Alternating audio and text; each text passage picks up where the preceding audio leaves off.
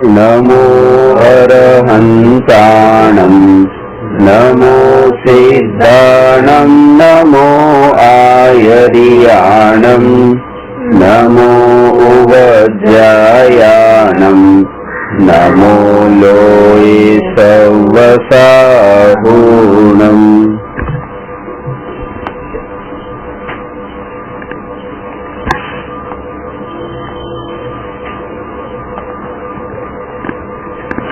प्रश्न नंबर 236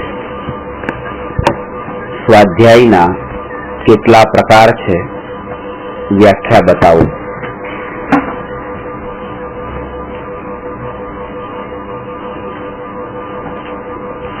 સૌથી પહેલા એ સમજવું જરૂરી છે કે સ્વાધ્યાય કોને કહે છે।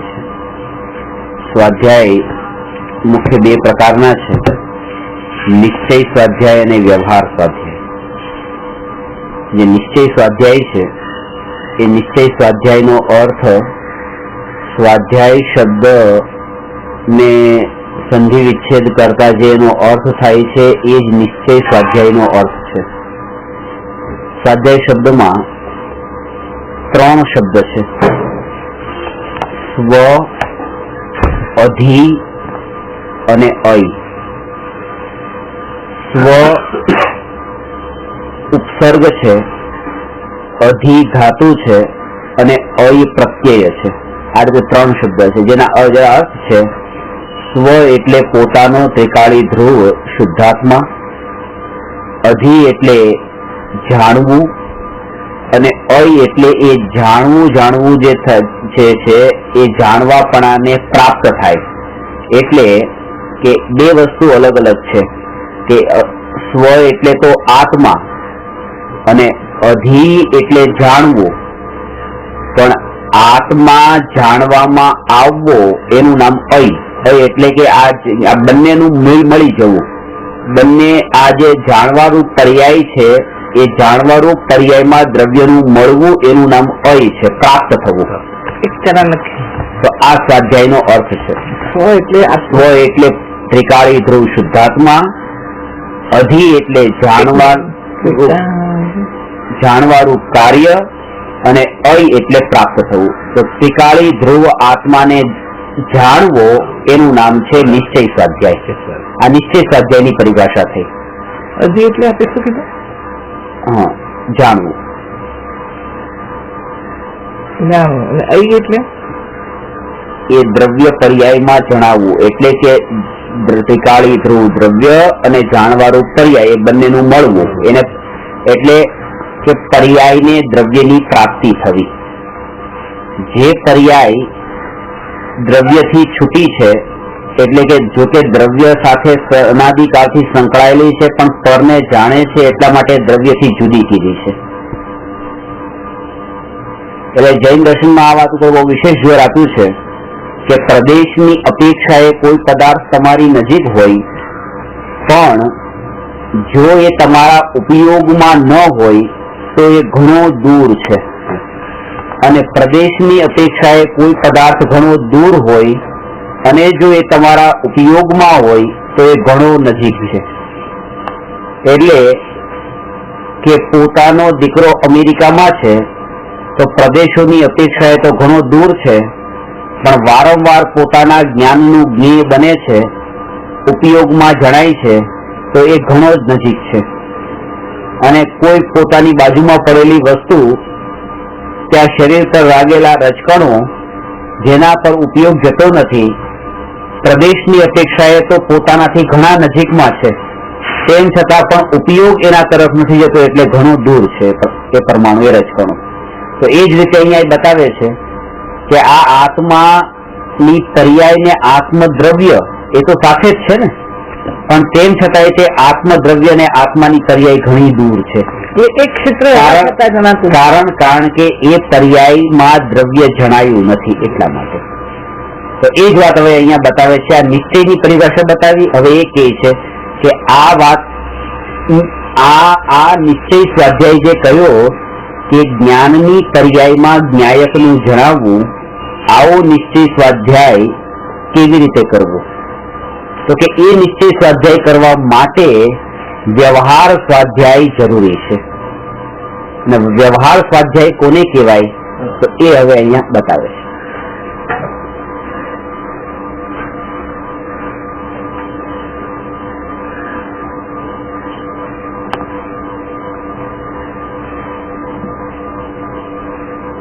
વ્યવહાર સ્વાધ્યાયનો અર્થ એ છે કે જે ત્રિકાળી ધ્રુવ શુદ્ધાત્માને જાણવા માટે જેમાં જે સાધનોની જરૂર પડે છે એ સાધનો બધું વ્યવહાર સ્વાધ્યાય છે. એટલે અલ્ટિમેટ તો સ્વાધ્યાય એ છે કે જે નીચ શુદ્ધાત્માને જાણવો, જેમાં ના તો બોલવાનું કાર્ય છે, ના સાંભળવાનું કાર્ય છે, ના કંઈ નથી. ત્યાં તો બસ બોલવાનું પણ રોકાઈ ગયું, સાંભળવાનું પણ રોકાઈ ગયું, 5 ઇન્દ્રિયોના નિમિત્તથી પરને જાણવાનું પણ રોકાઈ ગયું અને મનના નિમિત્તથી પરના વિચારો પણ રોકાઈ ગયા. આવી જે સ્થિતિ છે એ સ્થિતિનું નામ સ્વાધ્યાય છે, નિશ્ચય સ્વાધ્યાય છે. જાણવું ન રોકાયું, આ વાત ખાસ સમજવા જેવી છે. જાણવું ન રોકાયું, ન રોકાય, રોકાય જ ન શકે. જાણવું તો નિરંતર રહે, કારણ કે ઘણી વાર એવું કહેવામાં આવે કે તમે શૂન્ય થઈ જાઓ, શૂન્ય થઈ જાઓ. શૂન્ય થઈ જાવ, જે ઘણી વખત રજનીશના પ્રવચનમાં આવે ને કે તમે શૂન્ય થાવ, કઈ નહીં, સુખ પણ નહીં, દુઃખ પણ નહીં, કઈ નહીં, બિલકુલ શૂન્ય, શૂન્ય, શૂન્ય, કશું જ નહીં થવું જોઈએ. તમારા જ્ઞાનમાં દુઃખ પણ ન જણાય, તમારા જ્ઞાનમાં સુખ પણ ન જણાય, તમારા જ્ઞાનમાં કઈ ન જણાય, બિલકુલ શૂન્ય થઈ જાવ. કે શૂન્ય થઈ જવાની એ વિધિ એ સંભવ જ નથી. કેમ નથી? કારણ કે જાણવું એ આત્માનો જ્ઞાન સ્વભાવ છે અને સ્વભાવ અનુસારે જ્ઞાનની પર્યાયમાં જ્ઞેય તો જણાવવાના જ છે. એ અહીંયા બતાવે છે કે જ્ઞાનમાં જ્ઞેય ન જણાવવાનું નામ શૂન્ય છે, તો એ શૂન્યપણું તો સંભવ નથી. પણ જ્ઞાનની પર્યાયમાં જ્ઞાયક સિવાય બીજું કંઈ ન જણાય એ સંભવ છે, અને એને અહીંયા નિશ્ચય સ્વાધ્યાય કીધો છે. જે અત્યારે શું થઈ રહ્યું છે કે અત્યારે જ્ઞાનની પર્યાય પદાર્થો જણાય છે, અને એ જ જ્ઞાનની પર્યાયમાં જયારે જ્ઞાયક જણાય છે ત્યારે નિશ્ચય સ્વાધ્યાય થયો, અને ત્યારે દ્રવ્ય અને પર્યાયનો ભેદ ટળી ગયો એમ કહેવાય. અત્યારે દ્રવ્ય અને પર્યાયનો ભેદ છે, એટલા માટે જ આ વિકલ્પ ઉત્પન્ન થાય છે બેપણાના. આ દ્રવ્ય છે અને એ દ્રવ્યમાંથી પર્યાય નીકળે છે જાણવા વાળી. આત્મા છે, આત્મા અત્યારે હવે આ પદાર્થને જાણે છે, આત્મા આ પદાર્થને જાણે છે, આત્મા આ પદાર્થને જાણે છે. તો આ અને આ બે ભેદ પડ્યા, આ એક દ્રવ્ય અને આ એક પર્યાય. કારણ કે દ્રવ્યમાંથી નીકળેલી પર્યાય પરને જાણવા જાય છે. હવે શું થાય કે જયારે આ દ્રવ્યમાંથી નીકળેલી આ પર્યાય, જાણવા વાળી પર્યાય, પરને ન જાણીને એ જ પર્યાય જયારે સ્વને જાણે અને એમાં એકત્વ પણ કરે, ત્યારે આ દ્રવ્ય ને આ પર્યાય એવો ભેદ ન રહ્યો, આ બે એક થઈ ગયા. આમાં ઉપયોગ ક્યાં આવ્યો? એ અવાજ ઉપયોગ, જે ઉપયોગ જે પરમાં જતો હતો એ ઉપયોગ હવે સ્વભાવમાં આવ્યો, કારણ કે ઉપયોગ એ પર્યાય છે. જ્ઞાન પર્યાય, એ જે જ્ઞાન ઉપયોગ જે છે એ જે પરમાં જઈને પરને જાણતો તો એ સ્વને હવે જાણે છે, ને સ્વને જાણે છે એટલું નહીં, એકત્વ પૂર્વક સ્વને જાણે છે. એકત્વ એટલે કે આજ હું છું એવું જાણવું. કે જાણવામાં તો આપણે બધું જાણીએ, આ બધું જાણીએ છીએ, અને એમાં એમ નથી કે આજ હું છું એવું નથી. આપણે આને આ પદાર્થને જાણ્યો, એ પદાર્થને જાણીને ત્યાં એવો ભાવ નથી કે આજ હું છું, આજ મારું છે, એની સાથે એવી તન્મયતા નથી. જાણવા રૂપ જાણીએ છીએ. અને શરીરમાં એવી જે તન્મયતા છે કે આજ હું છું, શરીરના પરમાણુમાં એવી તન્મયતા છે આજ હું છું. અને આ શરીરના પરમાણુઓ અને બીજા પૂતગલ પરમાણુઓ વચ્ચે હજુ ભેદ લાગ્યો છે કે આ પરમાણુ થોડા નજીકના લાગે છે, આ પરમાણુ દૂરના લાગે છે.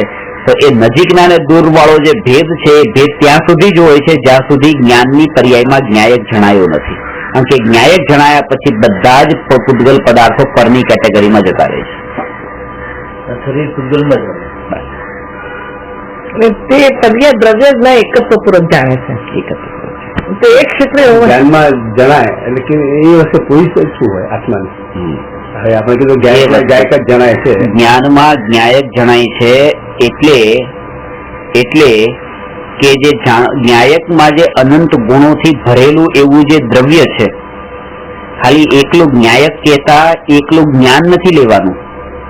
જ્ઞાયક એટલે આત્મા, પણ એ આત્માનું કેવું સ્વરૂપ? જેમ કે એ આત્માનું કેવું સ્વરૂપ, ત્યાં એ આત્માની કઈ વાતને મુખ્ય કરીને બતાવી છે.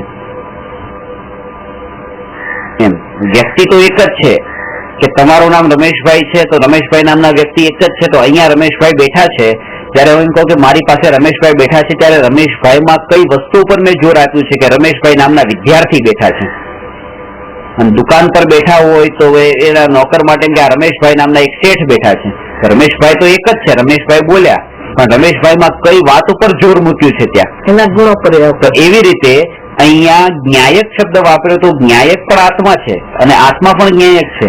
પણ અહીંયા જ્ઞાયક શબ્દ વાપરીને કઈ વાત ઉપર જોર આપવા માંગે છે? ત્યાં એની અનંત ગુણોની એકતા વાળો એ પરિપૂર્ણ એવો જે ઘનપિંડ છે, એના ઘનપિંડ ઉપર જોર આપવા માંગે છે. એમાં ખાલીપણું નથી, ક્યાંય એમાં ખાલીપણું નથી. એટલે કે જેવી રીતે એના ઉપર આમ કે મેટલની ધાતુ ને ધાતુ વાળો કોઈ દાગીનો છે, એના પર સોનાનો ગિલેટ કરેલો છે, પણ એ અંદરથી બધું સોનાથી ભરપૂર નથી, ખાલી ઉપર ઉપરથી છે.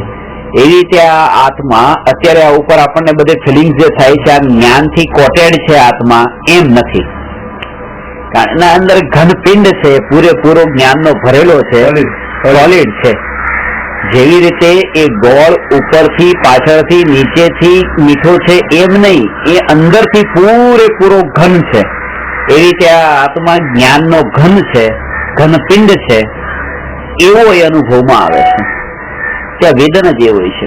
અને ત્યાં એ પણ કલ્પનામાં ના, તો કલ્પના એટલે આમ પેલા પ્રાથમિક ભૂમિકામાં તો બુદ્ધિપૂર્વકના વિચારોથી જ, અનુમાનથી જ એ રીતે આત્મા સુધી પહોંચશે. કે જે રીતે ભંડાર છે, તો કોઈમાં જ્ઞાન ઓછું છે, કોઈમાં વધારે. બસ એ જેની એ પર્યાય છે. એક દ્રવ્ય સ્વભાવ છે, એક પર્યાય છે. દ્રવ્યથી તો દરેક જીવ પરમાત્મા છે, પણ કોઈનામાં એ દ્રવ્ય સ્વભાવ જે અંદરમાં ભરેલો પડ્યો છે, કોઈ એ દ્રવ્ય સ્વભાવ જે છે એમાંથી જે 12માં જેટલો વ્યક્ત છે એટલાને પોતાનું માને છે. અંદર ખજાનો છે, વાત પણ સાચી છે. ને 12માં તમારી પાસે બેંકમાં કરોડો રૂપિયા પડ્યા છે ને ખિસ્સામાં 10 રૂપિયાની નોટ અત્યારે પડી છે. હવે હું તમને પૂછું કે તમે 10 રૂપિયાના માલિક છો કે કરોડના માલિક છો? તો કરોડોના માલિક છો. પણ જો તમે એમ માની લો કે હું 10 રૂપિયાનો માલિક છું, તો એ અજ્ઞાનતા છે. તો એ સ્થિતિ આપણી છે કે મને 200-500 શાસ્ત્રો આવડે છે, કે મને આ મુંબઈનું જ્ઞાન છે, મેં અમેરિકાએ જોયું છે, મેં આ જોયું છે, મેં આ જોયું છે, મને આ બધું જ્ઞાન છે. બસ આ જ્ઞાનમાં એટલો સંતુષ્ટ થઈ જાય છે કે કેવળ જ્ઞાન જે આત્માનો સ્વભાવ છે એની મહિમા જતી હોય છે. એ બહુ નાની એવી વાતમાં અટકી ગયો છે કે બસ મને આટલું જ્ઞાન છે. એ એના જેવું છે કે કોઈ વ્યક્તિએ એક જગ્યાએ 1 લાખ રૂપિયાનું દાન આપ્યું અને માઇકમાં એની ઘોષણા એવી રીતે કરવામાં આવે કે આ વ્યક્તિએ 1001 રૂપિયા આપ્યા છે, તો એનું અપમાન કર્યું ને. કારણ કે 1 લાખનું દાન આપીને 1001 કહીએ તો અપમાન છે. તો આત્મા તો લોકાલોકને જાણવા વાળો છે, અને આપણે એમ કહીએ કે મેં અમેરિકા જાણ્યું તો એનું અપમાન કર્યું. આટલી વાતમાં તેને અટકાવી દીધો, અંદરના સ્વભાવને ભૂલી ગયા. અને એના કારણે એવી સ્થિતિ આવી જાય કે તમને જેમ ધન એવું જ આ ક્ષયોક્ષમ જ્ઞાન લાગે. જ્યાં સુધી એવું નહીં લાગે ને ત્યાં સુધી જ્ઞાયક નહીં મળે. કેવું ધન અને ક્ષયોક્ષમ જ્ઞાન એ બંને જયારે એક સરખા લાગી જાય ત્યારે, કે બંને એક સમાન લાગવાનો અર્થ શું? કે જેમ તમારી પાસે પૈસા હોય તો અભિમાન કરવાની જરૂર નથી, આ અત્યારે છે ને બીજી પળે નથી. એમાં ક્ષયોક્ષમ જ્ઞાન હોય તો એનું અભિમાન કરવાની જરૂર નથી, આ પડે છે ને બીજી પડે નથી. આ જ્ઞાન પણ એવું જ છે.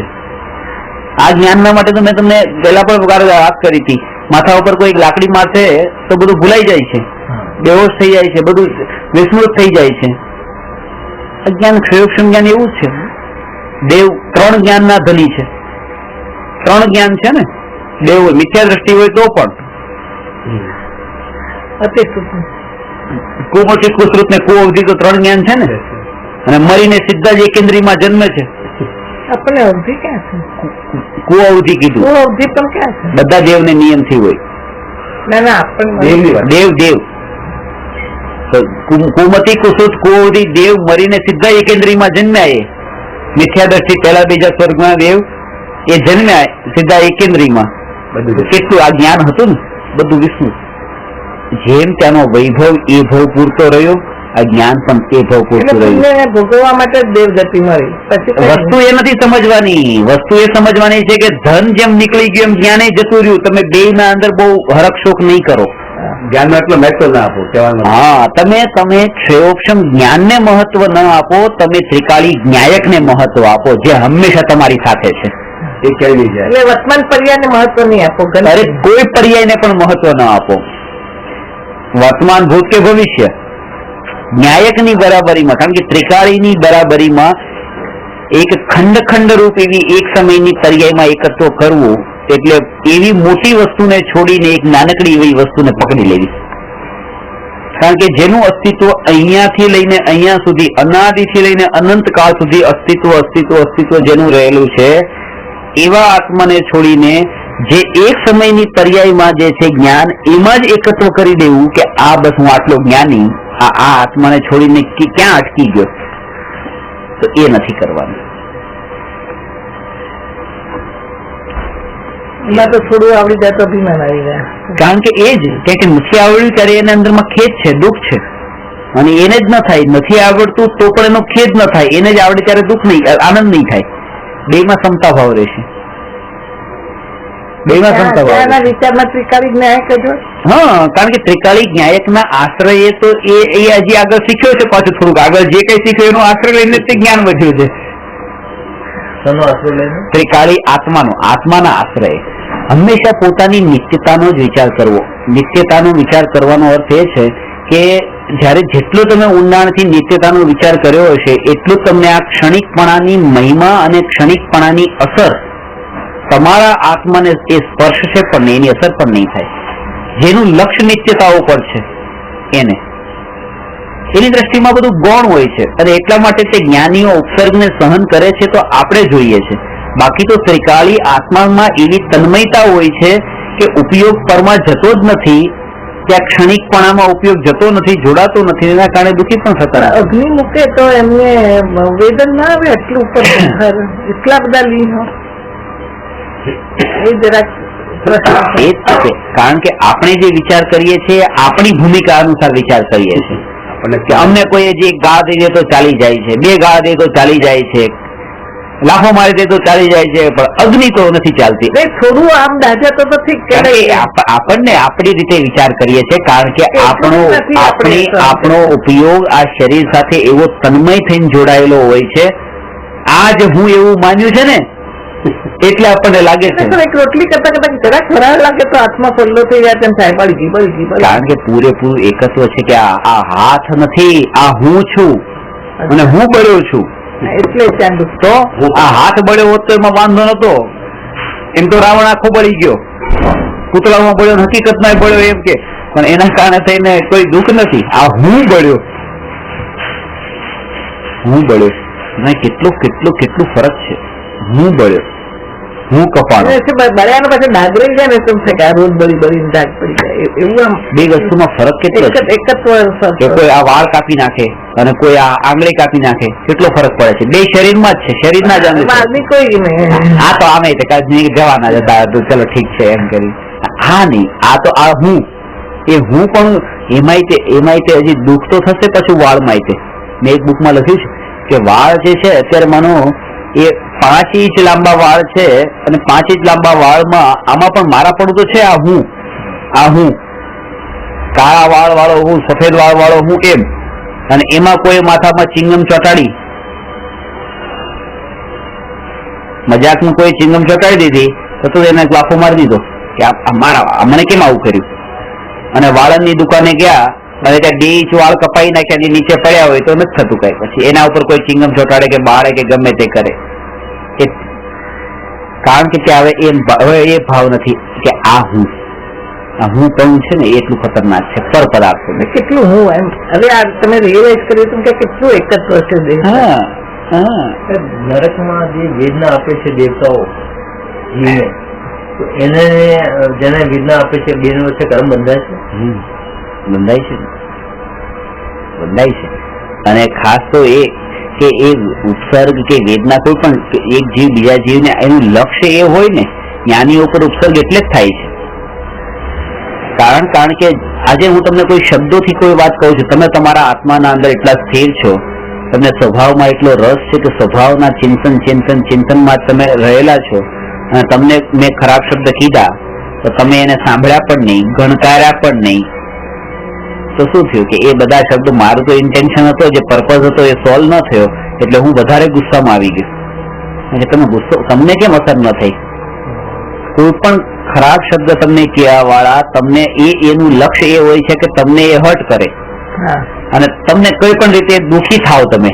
અને જો તમે દુઃખી ન થાવ ને બિલકુલ શંકા ભાવમાં રહો તો થવા વાળા ને એ જે હર્ટ કરવા વાળો જે ભાવ હતો ને, એ ખરાબ શબ્દો તમને જે કીધા બધા જ રિટર્ન એની પાસે જાય છે. કારણ કે રિટર્ન ગયા, તમે તો એક્સેપ્ટ કર્યા નહીં એને, રિટર્ન ગયા, એ શબ્દો બધા એની પાસે ગયા, છાતીના અંદર એની પાસે સામે તીરની જેમ ઘૂસી ગયા. બરાબર. અને એટલા માટે એટલો ગુસ્સો એનો હજી વધી ગયો તો ખાલી શબ્દોથી કામ ન ચાલ્યું, ત્યારે પછી હાથથી એને પ્રહાર ચાલુ કર્યા. અને એટલા માટે મુનિઓ ઉપર એવી રીતે ઉપસર્ગ કરીને ફિઝિકલ આમ મારે છે.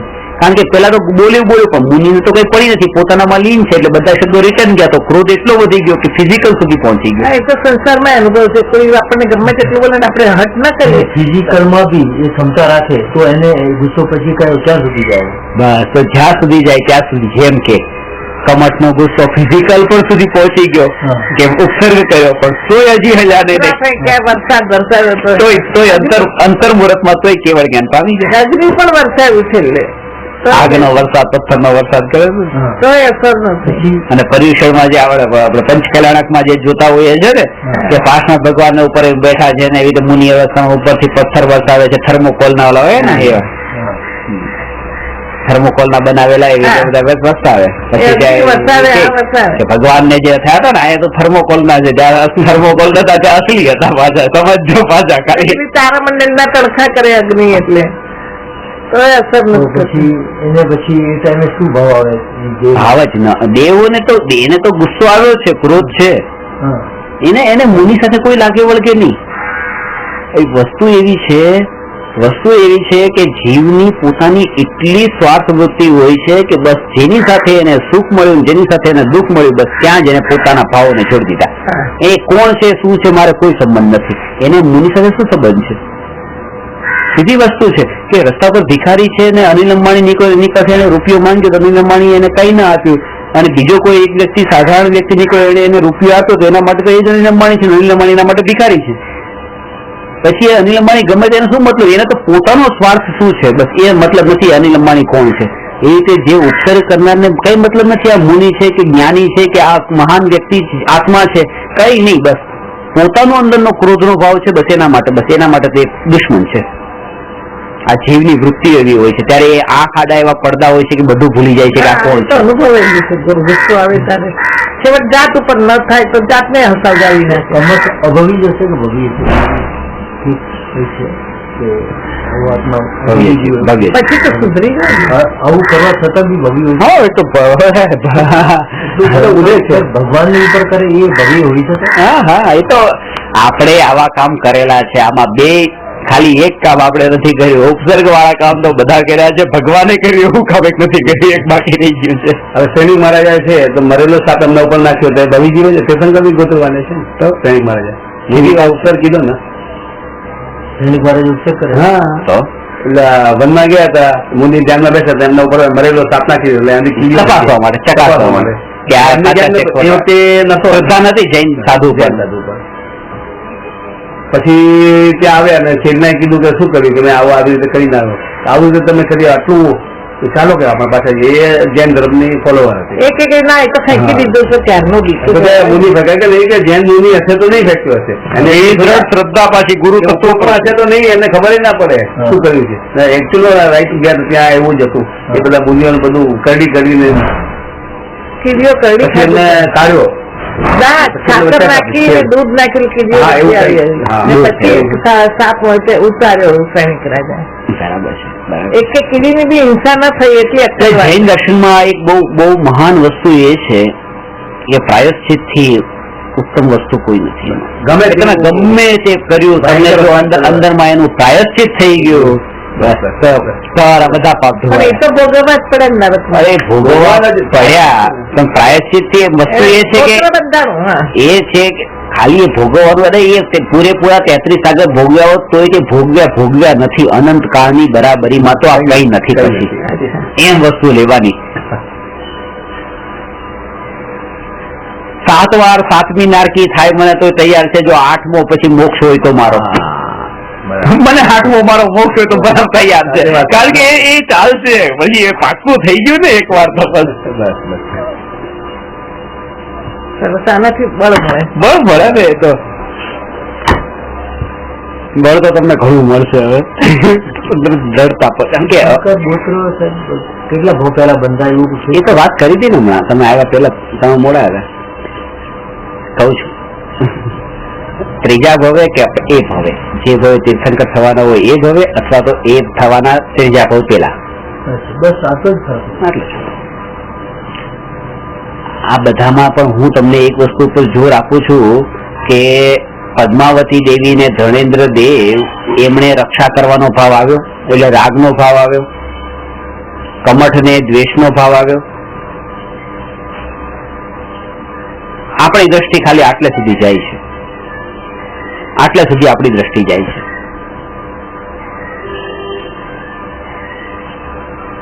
છે કે કમઠ ને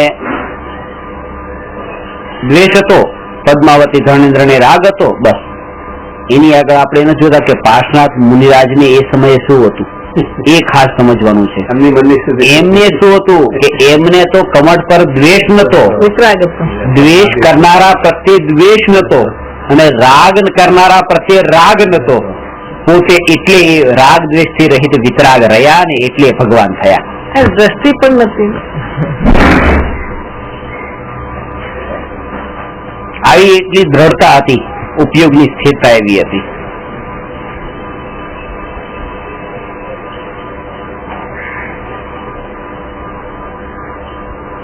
એટલે એ આ જ વાત અહીંયા બતાવે છે કે નિશ્ચય સ્વાધ્યાયનો અર્થ એ છે કે ત્રિકાળી ધ્રુવ નિજ શુદ્ધાત્માને ઓળખવો જાણવો, એનું નામ જ નિશ્ચય સ્વાધ્યાય છે. એ સ્વાધ્યાય સુધી પહોંચવા માટેના વ્યવહાર સ્વાધ્યાય છે, જે 5 પ્રકારના છે. એ 5 પ્રકારના સ્વાધ્યાયમાં પહેલો વાચના, બીજું પૃચ્છના બતાવો, ત્રીજું આમનાય, ચોથું જે પરાવર્તના કહેવાય, ચોથું અનુપ્રેક્ષા, અને 5મું ધર્મોપદેશ. આ 5 પ્રકારના સ્વાધ્યાય છે. વાચના, પૃચ્છના, પર્યટના, અનુપ્રેક્ષા અને ધર્મકથા કે ધર્મોપદેશ. હવે એક એક ને આપણે અહીંયા લઈએ છીએ. પેલું વાંચના છે, પેલા સાધારણ અર્થ લઈએ, પછી એક એક ને વાંચીને આપણે વિસ્તારમાં જઈએ. વાંચનાનો અર્થ સાચા દેવશાસ્ત્ર ગુરુ થકી જ્ઞાન પ્રાપ્ત કરવું, અને વાંચનામાં ખાસ કરીને વિતરાગી દેવ અને વિતરાગી ગુરુ દ્વારા બતાવેલું જે તત્વજ્ઞાન છે, એ તત્વજ્ઞાન જે ગ્રંથોમાં પ્રતિપાદિત થયું છે, લખાયું છે, એવા શાસ્ત્રો પર અભ્યાસ કરવો, એનું વાંચન કરવું, એનું નામ વાંચના છે. એ વાંચના છે. અને બીજું છે પૃચ્છના, કે જે વાંચ્યું અને એમાં તમને પછી જે ન સમજાણું એ કોઈ જ્ઞાનીને, જાણકારને એ પૂછવું, એનું નામ પૃચ્છના છે. વાંચના અને પૃચ્છના. આમાં એવું છે કે વાંચેલું જેણે હશે એ જ કોઈને પૂછી શકશે. પ્રશ્ન જ કેવી રીતે થાય? પ્રશ્ન તો એને થાય કે જેને વાંચ્યું હોય, અને વાંચ્યા અને પૂછવું. અને ત્રીજા નંબર ઉપર જે પર્યટના જે છે એનો અર્થ એ છે પાઠ કરવો, એ શીખેલું પાઠ કરવો. પાઠ કરવાનો અર્થ એ કે આ પણ એક પ્રકારનો સ્વાધ્યાય છે. તમે ભક્તામનનો પાઠ કર્યો, તો છઠાનો પાઠ કર્યો, તત્વાસૂત્રનો પાઠ કર્યો. આ રીતે એ જે લખેલું જે છે એને વારંવાર વાગોળવું, બોલવું. અને ચોથું અનુપ્રેક્ષા છે. જે જ્ઞાન તમને અત્યાર સુધી પ્રાપ્ત થયું છે એ જ્ઞાન ઉપર ઊંડાણથી ચિંતન કરવું, એનું નામ અનુપ્રેક્ષા છે. અને એ ચિંતન કરીને અલગ અલગ અપેક્ષાએ અલગ અલગ નઈ વિવક્ષાથી એ તત્વનું ચિંતન કરવું. હું તમને ઘણી વાર કહું છું, પોતાની જાત સાથે નિરંતર રીતે વાત કરતી રહેવી કે આમાં મારામાં કેવા કેવા કષાય છે, આ કષાયના કાળે ન્યાયકનું સ્વરૂપ એનાથી જુદું છે, આ કષાય ક્ષણિક છે, કષાય જેના પર થયો સંયમ ક્ષણિક છે, એમ કરીને તત્વનું ચિંતન કરવું. આ અનુપ્રેક્ષા છે. અને ચિંતન કર્યા પછી તમારું જ્ઞાન એટલું વધ્યું કે હવે તમે તમારાથી અલ્પ જ્ઞાન વાળા જીવ છે એને તમે સમજાવી શકો એવી સ્થિતિમાં છો, તો તમે ધર્મનો ઉપદેશ આપવાનું કાર્ય શરૂ કર્યું. તો એ જે છે ધર્મોપદેશ નામનો એ પણ એક સ્વાધ્યાય છે. આ રીતે 5 પ્રકારના સ્વાધ્યાય છે. અને આમાં પણ એ રીતે સમજવાનું, જે રીતે આપણે 12 પ્રકારના તપમાં લીધું હતું કે પહેલા તપ કરતા બીજું, બીજા કરતા ત્રીજું, એમ ત્રીજા કરતા ચોથું, એમ કરતા કરતા 12મું એ રીતે ઊંચું ચડિયાતું તપ છે. એવી રીતે પહેલા સ્વાધ્યાય કરતા બીજો, બીજા કરતા ત્રીજો, ત્રીજા કરતા ચોથો, ચોથા કરતા 5મો સ્વાધ્યાય ઉત્કૃષ્ટ છે એમ સમજવાનું. 5મા સ્વાધ્યાયમાં શું આવે? આત્મચિંતન, ધર્મોપદેશ કીધું એ સમજાય કે પોતે ધર્મોપદેશ નામ એ ઉત્કૃષ્ટ સ્વાધ્યાય સમજાવવું, બીજાને ભણાવવું, ઉપદેશ આપવો, ધર્મનો ઉપદેશ આપવો. એ સૌથી ઊંચો સ્વાધ્યાય કેમ કીધો? એનું કારણ છે કે પેલું તો પોતા એકલા કરવાનું હતું, એમાં પરનું નિમિત્ત પણ કઈ હતું નહીં.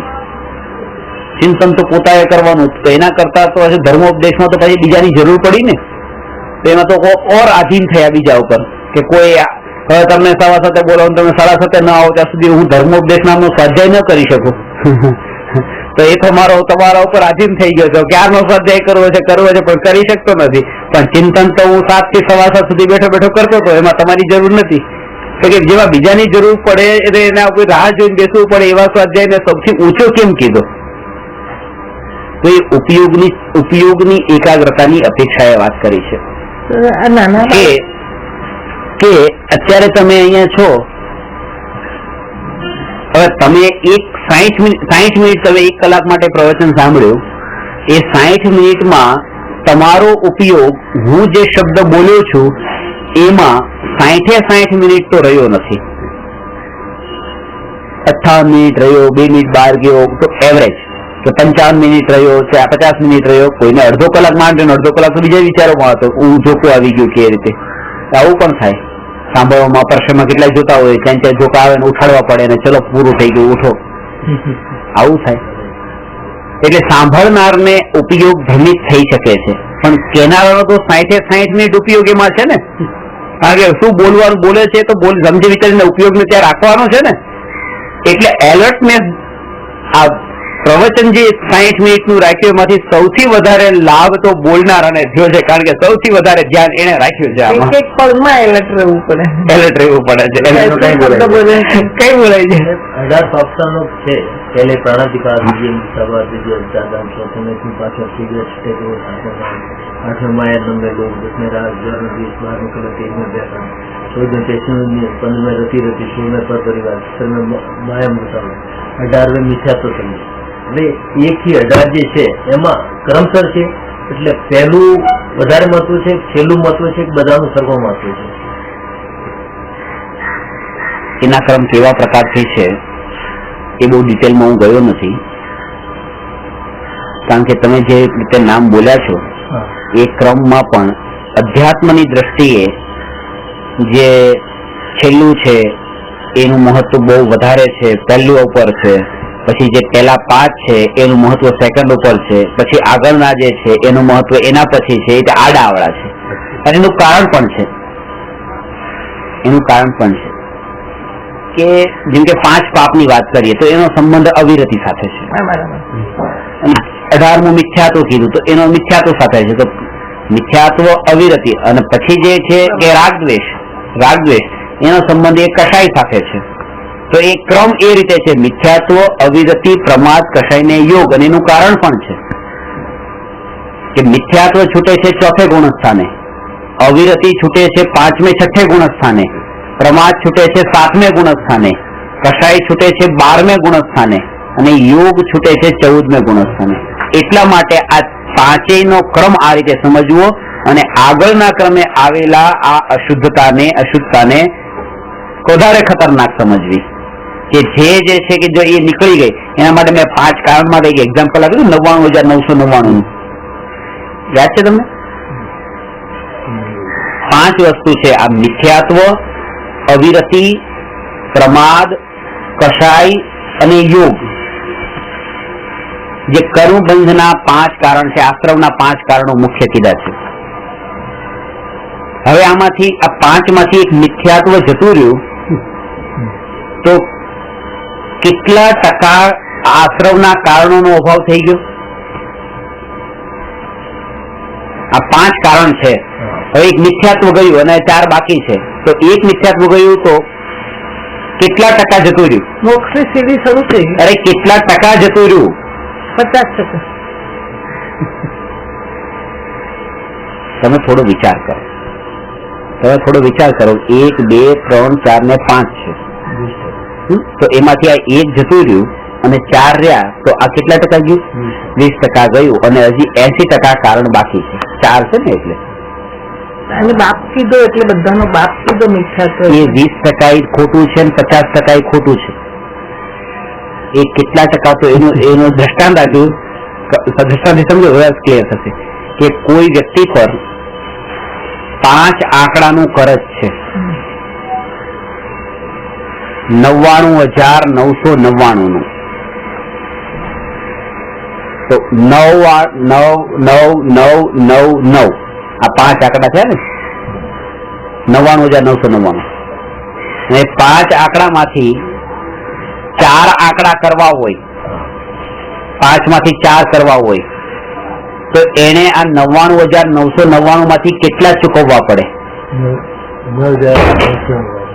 9,999 જો ચૂકવી દે તો 90,000. 5 આંકડા તો રહ્યા જ, 4 આંકડા ક્યાં થયા? એક આંકડો જતો રહ્યો ના, ક્યાં જતો રહ્યો? 90,000 90,000 થયા, પાછે 5 રહ્યા આંકડા. તો જો એને 99,999 માંથી 5 ના 4 આંકડા કરવા હોય તો એને 90,000 ચૂકવી દેવા પડે, ત્યારે 9,999 બાકી રહી. તો એમ સમજવું કે 99,999 માંથી 90,000 જતા રહેવા, એનો અર્થ એ થયો કે 5 પ્રકારના કારણોમાંથી પહેલું મિથ્યાત્વ જતું રહ્યું. આ મિથ્યાત્વ એ 90,000 બરાબર છે. 99,999 માં જેમ 90,000 છે, એવી રીતે આ 5 માં મિથ્યાત્વ એટલું ખતરનાક છે, એટલું મોટું છે. પછી આ 4 આંકડા એટલા ખતરનાક નથી. 9,999 5 આંકડા છે, એમાં એક આંકડો જતો રહ્યો 9,999 જ રહ્યા. બરાબર છે, પણ એક આંકડો કેવી રીતે જશે? ઓછો કેમ થશે? જયારે 90,000 ચૂકવશે ત્યારે થશે ને ઓછો. લોસ થઈ ગયા ને, 90,000 તો ઓછા થઈ ગયા ને સીધા. 99,000 ઓછા થઈ ગયા એટલે કેટલું? 9,000 થઈ ગયા. 9,099 રહ્યા. એટલે મારે એ બતાવવું છે કે 90% જેટલો ભાગ મિથ્યાત્વનો છે, કરમબંધન ના જે મેઇન કારણ છે. અને એ મિથ્યાત્વને સૌથી આપણે એમ રાખીએ કે મને આને અલગ રાખી છેલ્લે જઈએ, એમ નથી કે એમ નથી. એટલે ધર્મ પર વિશ્વાસ નહીં જ. મિથ્યાત્વ એટલે હું શરીર છું, હું કાળો છું, રૂપાળો છું, આ શરીર મારું છે, આ ઘર મારું છે, આ છોકરા મારા છે, આ બધું માનવું એ મિથ્યાત્વ. સાચા દેવ ગુરુ શ્રદ્ધા ન હોય. મિથ્યાત્વ એટલે મારા પણ બધું આવું મારું. આપણે જૈન ધર્મમાં સૌથી પહેલું મિથ્યાત્વ ઉપર જોયું. આપણે મિથ્યાત્વ હટાવો અને સમીક દર્શન પ્રકટ કરો. મિથ્યાત્વ હટે તો સમીક દર્શન પ્રકટ થાય. સમીક દર્શન પ્રકટ થાય તો તમારે મોટા ભાગનું કામ થઈ ગયું. એટલે સમુદ્રને છે ને તમે ચમચીમાં ભરી લીધો એમ કહેવાય છે. કે તમારો આટલા ભાવ ઓછા થઈ ગયા. અનંતકાળ એક આ બાજુ આટલું છે, આ બાજુ આટલું મોટું જગ્યા છે, આનાથી લાંબી છે. સમજાણું? અવિરતિ. હવે અવિરતિ છે, તો અવિરતિ એટલે કે 4 આંકડા બાકી છે. અવિરતિ, પ્રમાદ, કષાય ને યોગ. હવે 4 આંકડાના 3 આંકડા કરવા હોય તો કેટલા ચૂકવવા પડે? તો કે 9,000 ચૂકવવા પડે, ત્યારે પછી 999 બાકી રહે. એટલે અવિરતિ નું પ્રમાણ 9,000 બરાબર છે. પછી વ્રત વગરની દશા 5 પાપ. 5 પાપ હિંસા, ચોરી, કુશીલ, પરિગ્રહ. 5 સાવરકર બારે અનુવ્રત કિયા ગયા हाँ 2 બહુ અનુવ્રત અને ત્રીજું પ્રમાદ. 900 પ્રમાદનું પ્રમાણ છે 900 અને કસાઈનું પ્રમાણ છે 90 અને યોગનું પ્રમાણ સમજવું 9. હવે તમે વિચાર કરો, યોગ એટલે 9,999 માંથી 9 રૂપિયા हाँ અને મિથ્યાત્વ 90,000. हाँ આ 90,000 ચૂકવવાનો વિચાર એ પેલા નથી કરતો અને પેલા 9 રૂપિયા છોડવાનો વિચાર કરે છે. એ યોગાના ક્લાસમાં જઈને યોગ કરવા જાય છે પણ મિથ્યાત્વ કાઢવા નથી જતો. જે વસ્તુ ઉપર પેલા જોર આપવાનું છે અધ્યાત્મમાં, આત્મ સાધનામાં, એ વસ્તુ ઉપર એનું ધ્યાન નથી જતું. ઓય જુઓ ને આપણે સાધુ કોણ લેવાથી સાધુ મુનિ કરતો સ્વીકાર કીધો એ તો ખાલી 9,000 કીધું. અભિવ્યક્તિમાં હવે તો 90,000 ઓછું કરવાનું, 99,000 બાકી है समी दर्शन મેળવવાનો. वो तो मैं कोई कोशिश ही नहीं करी. અવિરતિમાં 90,000 રહ્યા અને 5 સાપ જતા રહ્યા, બરાબર? નહીં લખે બધું, અને પ્રમાણનું 900. એ ગડબડ કરશો બધું, એમ લખાઈ દઈશ પછી. આ તો ખાસ લખા. નહીં પછી. એટલે સૌથી વધારે એ મિથ્યાત્વ ઉપર જોર આપ્યું છે. પછી અવિરતિ મિથ્યાત્વ એટલું ખતરનાક કીધું છે કે જેના ઉપર પહેલી ટ્રીટમેન્ટ તમારી મિથ્યાત્વ ઉપરની હોવી જોઈએ. પગ અને આંખ બેની બીમારી છે, પેલા આંખની બીમારી દૂર કરો. પગની બીમારી દૂર કરવાનું નામ ચારિત્ર શુદ્ધ થવું અને આંખની બીમારી દૂર થવાનું નામ શ્રદ્ધા નિર્મળ થવી. દ્રષ્ટિ પેલા પાકી કરવાની. આ તો ફિટ થઈ ગઈ સર. બહુ ચાલ્યા. શાસ્ત્રના અંદર ચાલો, ગતિનો અર્થ એ છે કે ચાલો તમારી સ્થિરતા એવી નિરંતર ધારા, એ જાણવા રૂપ આવી આ રીતે ગતિ કરતા રહો. તમે આત્માને જાણવા રૂપ તમારી ગતિ નિરંતર રહેવી જોઈએ. મહારાજ સાહેબો એમ કરે છે, જાણવા ગતિ કરવાનું કીધું ને, બસ ચાલતા રહો. એક જગ્યાએ બીજી જગ્યાએ ત્રીજી જગ્યાએ વિહાર કરતા રહો. ચાલતા રહો. એ ફિઝિકલ ચાલવાની વાત નથી કીધી, અંદરની ધારા ચાલતી રાખો તમારી, એ ચાલવાની વાત કરી હતી. એ વ્યવહારમાં આવી ગયા ને ત્યાં નિશ્ચયમાંથી તો 0 થઈ ગયું. બધું પૂરો ધ્યાન કર્મી જ ઉલટો થઈ ગયો.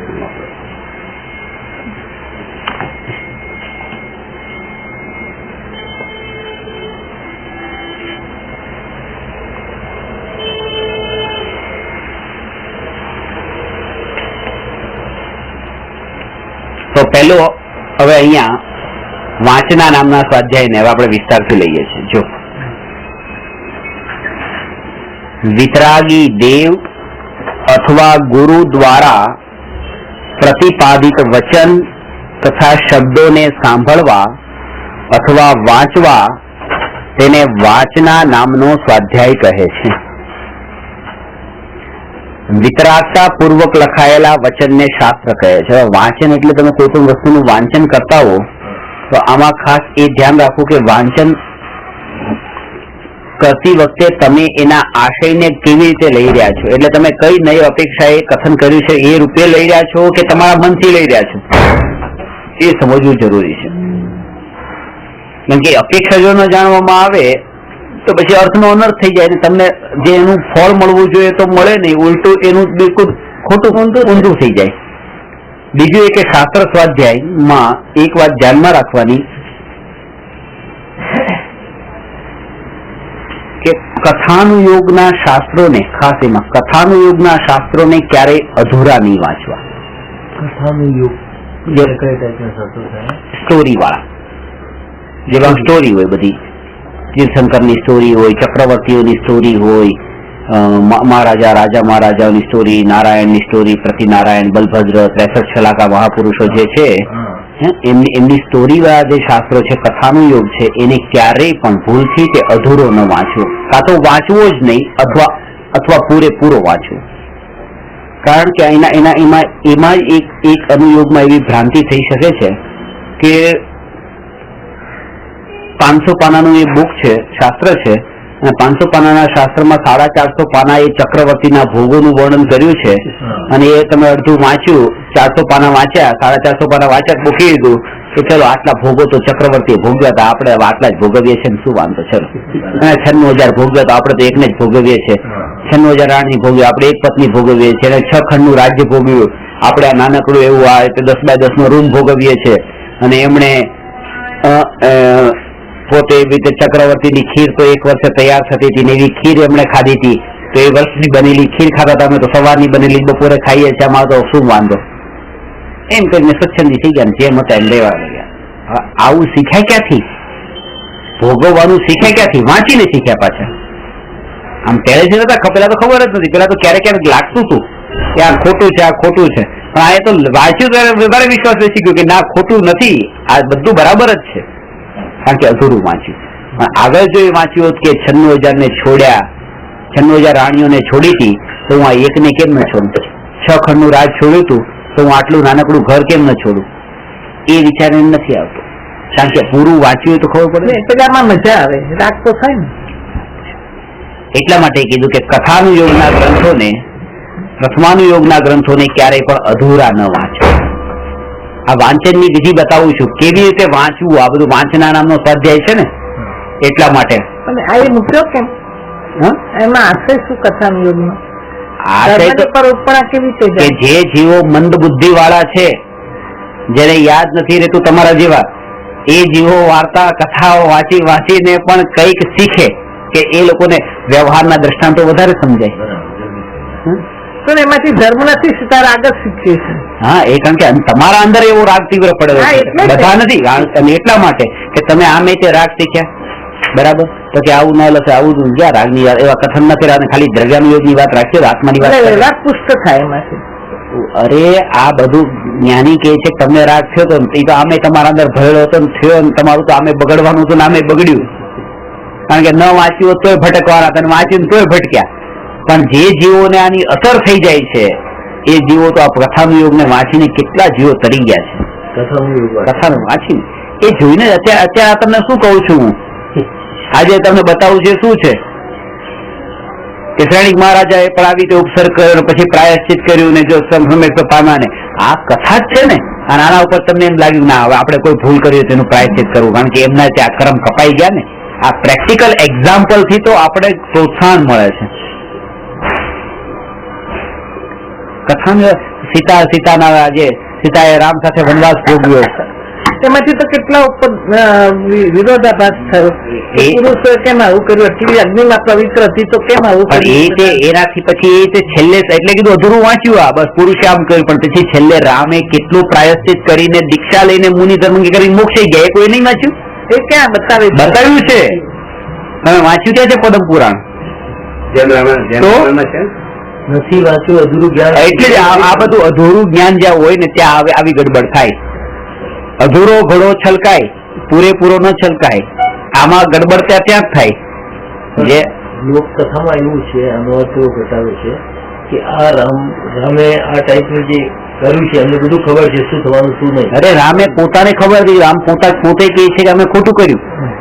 એટલે લોકોને કારણ કે સીધી વાત છે કે આપણે તો લોકોને નથી જોવાના, એ આ કથા બતાવી ને એના ઉપરથી એ નથી બતાવતા. શાસ્ત્રોમાં તો જ્ઞાનીઓની ભૂલો પણ બતાવી છે, કે અને એ ભૂલ એટલા માટે નથી બતાવી કે જ્ઞાની ભૂલ વાળા હતા એટલે તમે એને મહાન નહીં માનો, કેમ કે જ્ઞાનીઓથી આવી ભૂલો થઈ હતી અને પ્રાયશ્ચિત કરીને આત્માનો આશ્રય લઈને નીકળી ગયા પાછા. એટલે તમે ક્યારે પણ તમે ગભરાતા નહીં કે તમારાથી આવી ભૂલો થઈ, તમારે મોક્ષનો માર્ગ મળે કે નહીં મળે.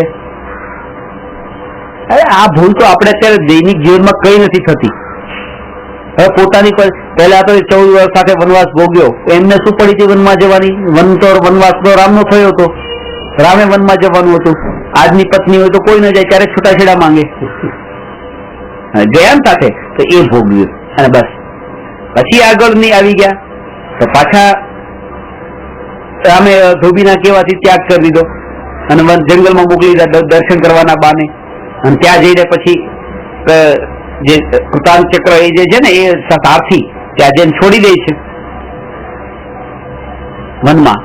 સીતાને કહે છે કે ચલો આપણે પેલા દર્શન કરવા જઈએ છીએ. અને ત્યાં બહુ દૂર ગયા પછી નિર્જન વનમાં જ્યાં કોઈ નથી હોતું ત્યાં પછી એ જઈને કહે છે કે સીતા માતા મારે આપને વાત કેવી છે કે ભગવાન રામે કે આપનો ત્યાગ કર્યો છે, ખરેખર આ દર્શન કરવા માટે નથી લાવ્યો. કોઈ સ્ત્રીની શું હાલત થાય એ સ્થિતિમાં. અને ત્યારે સીતાએ આ કથાનું યુગમાં વાંચ્યું ત્યારે મને અંદરથી એટલું મનોબળ મક્કમ થયું. સીતાએ રામને સંદેશ આપ્યો હતો કે રામને મારો આ એક સંદેશ આપજો. એટલો માર્મિક હતો. શું સંદેશ આપ્યો?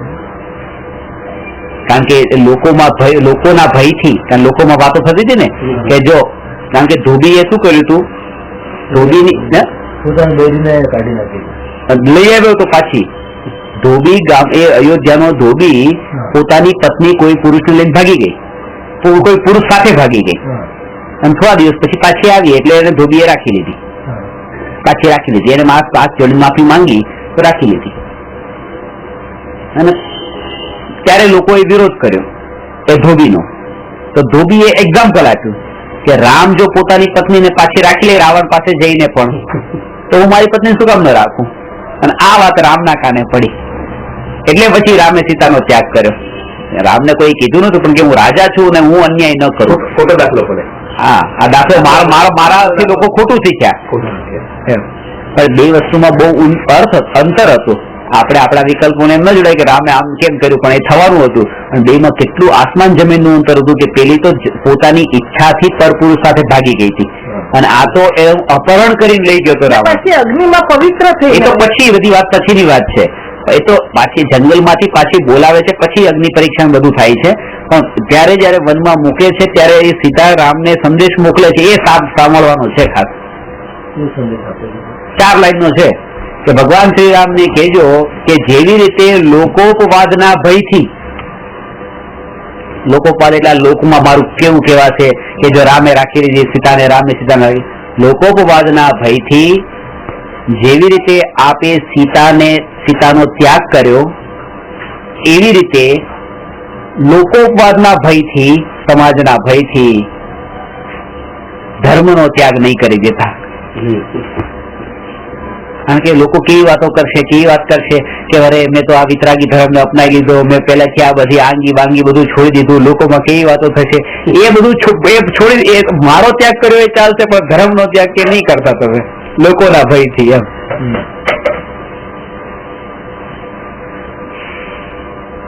હું તમને એ જ કહું છું કે ક્યારેક તમે મારો ત્યાગ કરવો પડે ને તો લોકોના ભયથી કરો તો ભલે કરો, પણ તમે ધર્મનો ત્યાગ નહીં કરતા.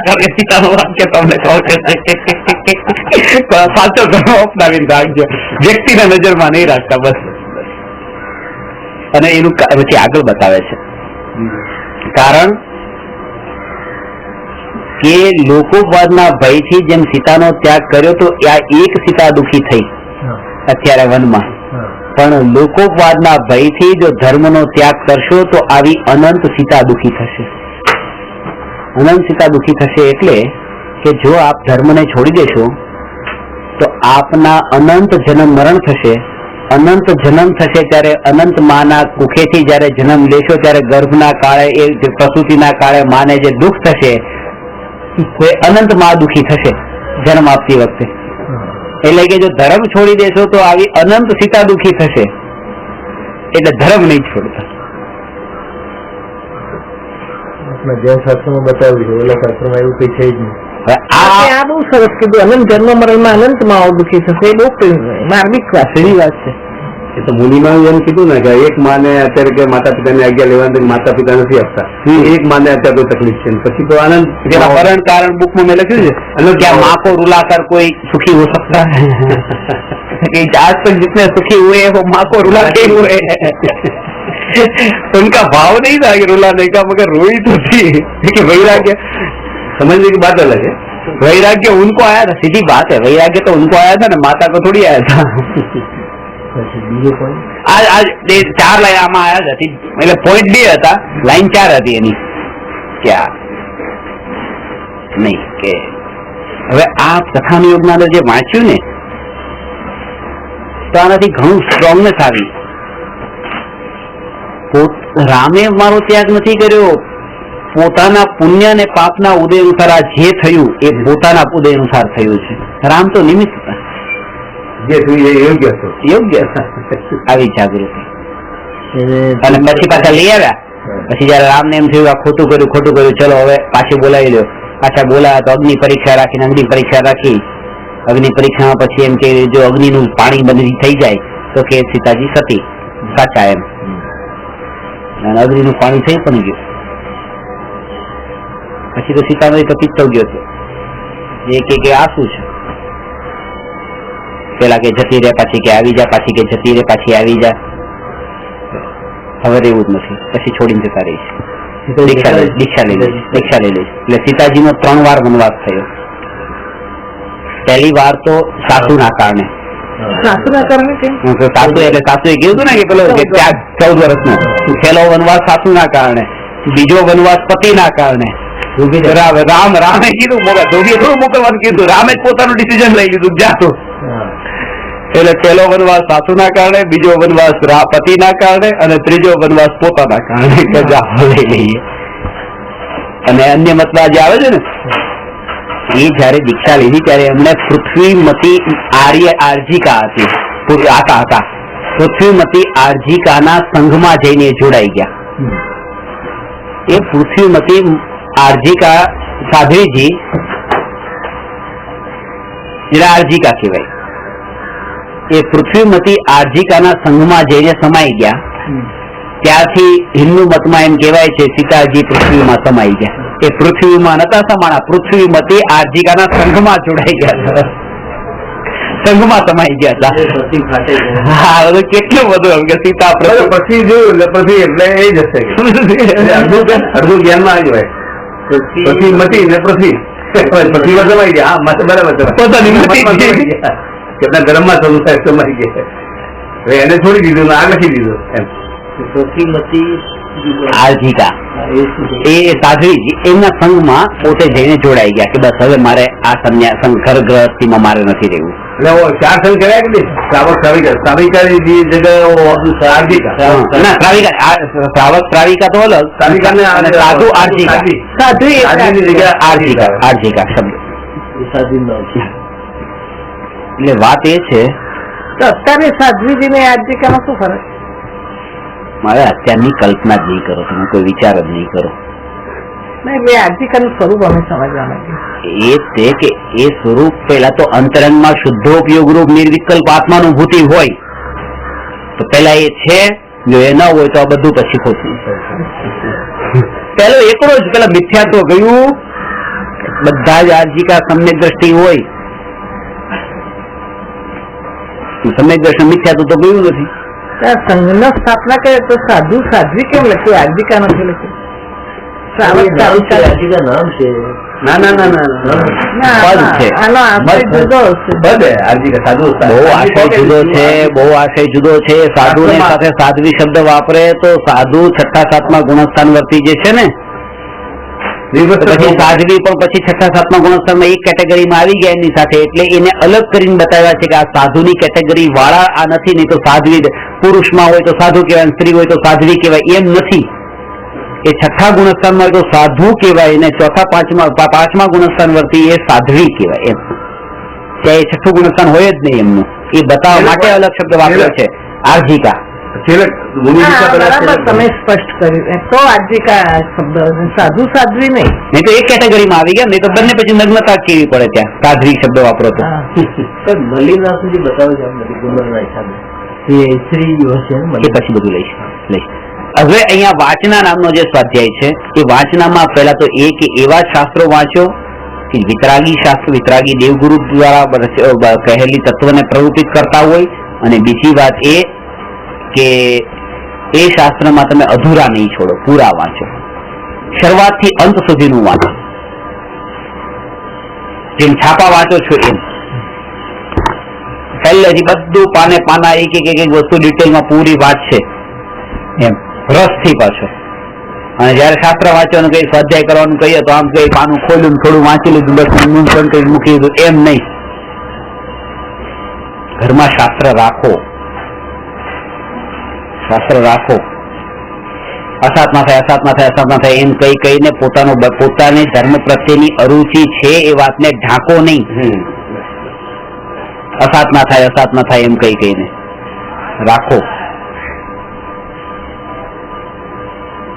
બીજી કેટલી અસાધના આ જ્ઞાન સ્વભાવી આત્માની આજ સુધી કેટલી અસાધના થઈ છે એનો વિચાર નથી કરતા, અને આમાં અસાધના, આમાં અસાધના. કારણ કે આ અક્ષરો છે ને પાછા અક્ષરો, અક્ષરોની અસાધના ન થવી જોઈએ. અક્ષરો જ્ઞાન જ્ઞાન જ્ઞાન જ્ઞાનની અસાધના ન થવી જોઈએ. પછી જ્ઞાનને જ્ઞાન માને કે આ તો જ્ઞાન છે, જ્ઞાન છે શું છે. હા, એમાં 1000 રૂપિયા નોટ એમાં લખ્યું 1000 રૂપિયા એ જ્ઞાન છે ને, એને પાકીટમાં રાખ્યું છે, પાકીટ બિલકુલ પાછળ એવી રીતે અહીંયા રાખ્યું છે. એમાં અસાધના નહીં થાય પાછળ રાખવા ખિસ્સામાં, એના પર બેસો. હા, એના ઉપર બેસે છે અને એમ કે જ્ઞાન છે, જ્ઞાન છે. જ્ઞાન તો પછી પાસપોર્ટમાં પાસપોર્ટ લખ્યું છે એમાં જ્ઞાન છે. એરપોર્ટના ટોયલેટમાં લઈને જશે તો ત્યાં એ જ્ઞાનની અસાધના નહીં થાય. સીધી વાત છે. આ બધી વસ્તુ એને મન અને આ શાસ્ત્રની જયારે વાત આવે, ના ના અસાધના અસાધના, કારણ કે આમાં એની વેલ્યુ નથી. પેલો પાસપોર્ટ ખોવાઈ ગયો હોય તો ખબર છે કે ના એને બહાર ના મૂકીને જવાય, એને પેલા ટોયલેટમાં લઈને જવું પડે, કારણ કે નહીં તો ફોરેન થી પાછા કેમ આવશે ત્યાં ગડબડ થઈ જશે. એ બધા મહિમા વાળી વસ્તુ સમજવાની છે. જેની મહિમા હોય એ એને પોતાની પાસે રાખશે.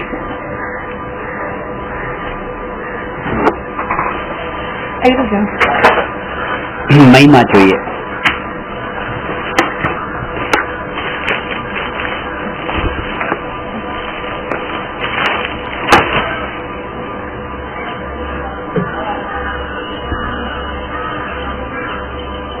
ઘરમાં મોટા છે તો મોટા માટે ગુજરાતીમાં છાપા આવે છે, છોકરાઓ માટે અંગ્રેજીમાં છાપા આવે છે. નોકર પણ યુપીનો છે, ગુજરાતી ને અંગ્રેજી કઈ નથી આવડતું, એના માટે હિન્દીનું છાપવું આવે છે. તો ઘરમાં જેટલા લોકો બધાને એની ભાષામાં છાપા આવે છે ને, એમ કે એક છાપું મંગાવી લો. જયારે શાસ્ત્રની વાત કરીએ ત્યારે ના ના આ એક જ ભાષામાં ચાલશે, સમજ. ઇંગ્લિશમાં જોતું તમારે? ના એ નથી જોતું. હા, મેમા કાકા બહુ ચીડાતા હતા. હું એક બધા શાસ્ત્રો લાવીને મેં કીધું હું સમજુ નહીં, રાખી શું કહ્યું કે તારી મમ્મી તને દાગીનો આપશે, તારે બેંકમાં જગ્યા ને તો તું રાખે. કોઈ વખત આ વસ્તુ એવી છે, કોઈ પણ વખત નકાર નહીં. કારણ કે અત્યારે એ ભૂમિકામાં છીએ ને એટલા માટે એ ભૂમિકામાં નકાર નહીં. પછી એ વ્યવહારની ભૂમિકામાં આ રીતે જ હોય. તમે કોઈ શાસ્ત્ર આપ્યું ને, હા આવી વસ્તુ ક્યાં મળે? અરે અહીંયા સુધી વ્યવહારમાં તમે ગ્રહ ભૂમિકામાં છો, તમે કોઈ પત્રિકા આપે ને લગ્ન કે મારે ત્યાં આવજો, મને ખબર છે હું આજ સુધી કોઈ લગ્નમાં ગયો નથી, મારા સગા ભાઈના લગ્નમાં પણ હું ગયો નથી, પણ મને પત્રિકા આપે, હા આપનું આમંત્રણ સ્વીકાર છે, થેન્ક યુ. એમ નહીં નાના પત્રિકા રાખો કોઈને આપી દેજો, કોઈને આપી, એમ નહીં. વ્યવહારની ભૂમિકામાં હું બેઠો છું એટલે મેં દીક્ષા લીધી હોત તો હું ન લે. હજી દીક્ષા નથી લીધી એટલે હું પ્રેમ તમારાને રિસ્પેક્ટ આપીને હું એને લઉં, કારણ કે એ પાછું ચોથા ગુણસ્તરમાં જ્ઞાની આ કરે. ખબર છે જવું ન જવું એ પછીની વાત છે. આ વસ્તુ મારે એ બતાવી છે કે અત્યારે કંકોત્રી પણ આમ લઈ લઈ છે તો શાસ્ત્ર તો ગુરુના વચન છે, એ કોઈ તમને આપતું હોય ના ના આ નહીં જોઈએ, એમ નહીં, આનંદ થવો જોઈએ. મને મેમા કાકા હું આ ગુરુ પ્રસાદ ને બધા એમના માટે લાવતો. ઘણા લોકો આ કોઈના ઘરે આવે છે ગુરુ પ્રસાદ, અત્યારે 4-5 ઘરના ભેગા થયા હોય ગુરુ પ્રસાદ મહિનાના, એ લોકો બધા કે પસ્તીમાં આપવાની વાત કરે, બધા લઈ લઉં, બધા એમને આપું. મેં લેશે કે નહીં? ના ના આપો આપો કે આરે વાંચશું, મને તો આનંદ થાય છે વાંચવાની આનંદ. તો એ તો મહિમા આવી જોઈએ કે આ જ્ઞાનની વાત કોઈ આપણને આપે. એ આ મંદિરમાં સારી સિસ્ટમ રાખી, બધા વાંચીને મંદિરમાં મૂકે, જે ન મંગાવતા બધા લઈ જઈને વાંચે.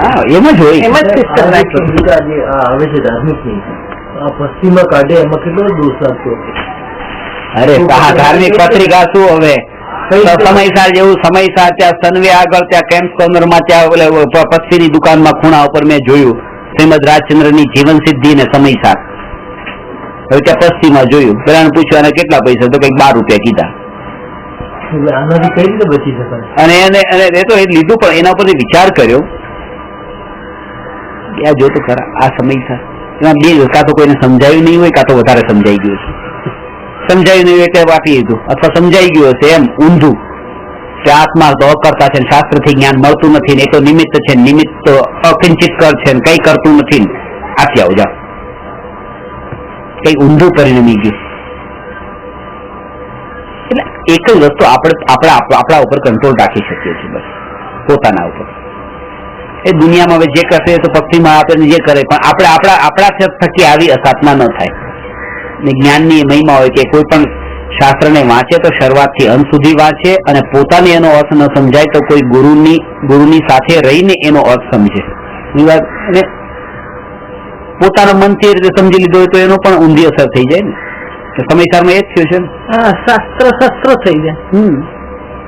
શાસ્ત્ર જે આપણે જૈન આગમના જે શાસ્ત્ર છે એની સિવાય બીજી પુસ્તકો જે હોય એમાં બી અસાધના લાગે એટલે એ પસીમાં નાખી વેચીએ તો એમાં દોષ લાગે, એમાં બી દોષ લાગે. અંતર છે, બધું બેમાં અંતર છે. જ્ઞાન જે છે ને એક અક્ષર, આમ અક્ષર તો અક્ષર છે, જ્ઞાન જ છે, પણ બે વસ્તુમાં પર્યાય. જેમ કે કીડી પણ દ્રવ્ય છે, ભગવાન પણ દ્રવ્ય છે, બંને દ્રવ્ય છે, પણ બંને અવસ્થાઓ કેવી છે કે એક પૂજવા યોગ્ય છે, આની પૂજા ભક્તિ ન થાય, એ ખાલી રિસ્પેક્ટ કરવા યોગ્ય છે કે આ જીવ છે, જોજો મરે નહીં, બસ એટલું જો ત્યાં એટલું જ ખાલી ધ્યાન રાખીએ છીએ કે એના પર પગ ન પડી જાય. તો આ એક છાપાનું જ્ઞાન છે, જોજો એના પર પગ ન પડી જાય. પણ એની પૂજા આરતી નથી ઉતારવાની. પૂજા આરતી તો વિતરાગીના વચનની જ ઉતારવાની છે, શાસ્ત્ર એને કીધા છે. પૂજા કરવી અલગ વસ્તુ છે ને એક રિસ્પેક્ટ આપવું એ અલગ વસ્તુ છે. રિસ્પેક્ટ તો આપણે માતા પિતાને પણ આપીએ છીએ, વડીલોને પણ આપીએ છીએ, પૂજા તો નથી કરતા ને વડીલોની. એમ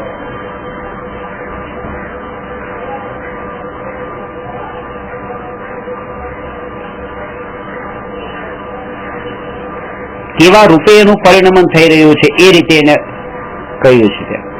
ક ખ ગ જે છે એનાથી ગાળ પણ લખાય છે, એનાથી પછી શાસ્ત્રો પણ લખાય છે એ જ અક્ષરોથી. જે અક્ષરો એ શાસ્ત્ર રૂપે પરિણમ્યા છે તો એ પૂજનીય છે, અને આવા ખરાબ શબ્દો રૂપે પરિણમ્યા તો એ પૂજનીય નથી. અક્ષર છે બસ એટલું, એટલે જ્ઞાન છે. તો વાંચના, બીજું છે પૃચ્છના. જયારે તમે વાંચ્યું ને તમને ન સમજાણું તો બીજાને પૂછે, એ પૃચ્છના નામનો સ્વાધ્યાય છે.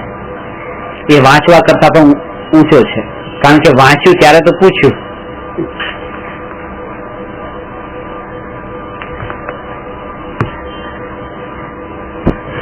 એમાં જો ઉપર પેલા એ વાંચી લઈએ કે જ્ઞાનમાં જણાયેલા આત્માને જે શબ્દો વડે પ્રસ્તુત કરવામાં આવે તે શબ્દોને દ્રવ્યશ્રુત કહે છે. સમયસારમાં ત્યાં સુધી લખ્યું છે કે કહ્યું છે કે શાસ્ત્ર લખવાનો વિકલ્પ જ દ્રવ્યશ્રુત છે. શાસ્ત્ર વાંચન કરતા પ્રવચન શ્રવણ કરવાથી વક્તાના ભાવને સ્પષ્ટ રૂપે સમજી શકાય છે. આ બે વાત, વાંચવું અને સાંભળવું, આ બેમાં ચડિયાતું શું? તો સાંભળવાને ચડિયાતું કીધું છે. એનું કારણ શું કે વાંચવાનું તો ત્યારે વાંચવાનું શું કોને હોય? લખેલું હોય એને. અને સાંભળવાનું કોને હોય? બોલવાનું હોય એને, બોલાયેલું હોય એને. તો ભગવાનના સમોસણમાં લખાયેલું કઈ નતું, બધું બોલાયેલું હતું ને એ સંભળાયેલું હતું. એટલે શ્રુત જ્ઞાન કહીએ છીએ, લિખિત જ્ઞાન નથી કહેતા. આપણે શ્રુત પંચમી મનાવીએ છીએ ને, જ્ઞાન પંચમી. શ્રુત એટલે જ્ઞાન, એટલે શ્રુત કીધું, સાંભળવાની વાત કરી, વાંચવાની વાત નથી કરી. કારણ એ છે કે વાંચીએ ત્યારે એના અંદર જે આખું વાક્ય છે એમાં કયા શબ્દ ઉપર જોર આપવાનું છે, કયા શબ્દ ઉપર જોર નથી આપવાનું એ ખબર નથી પડતી.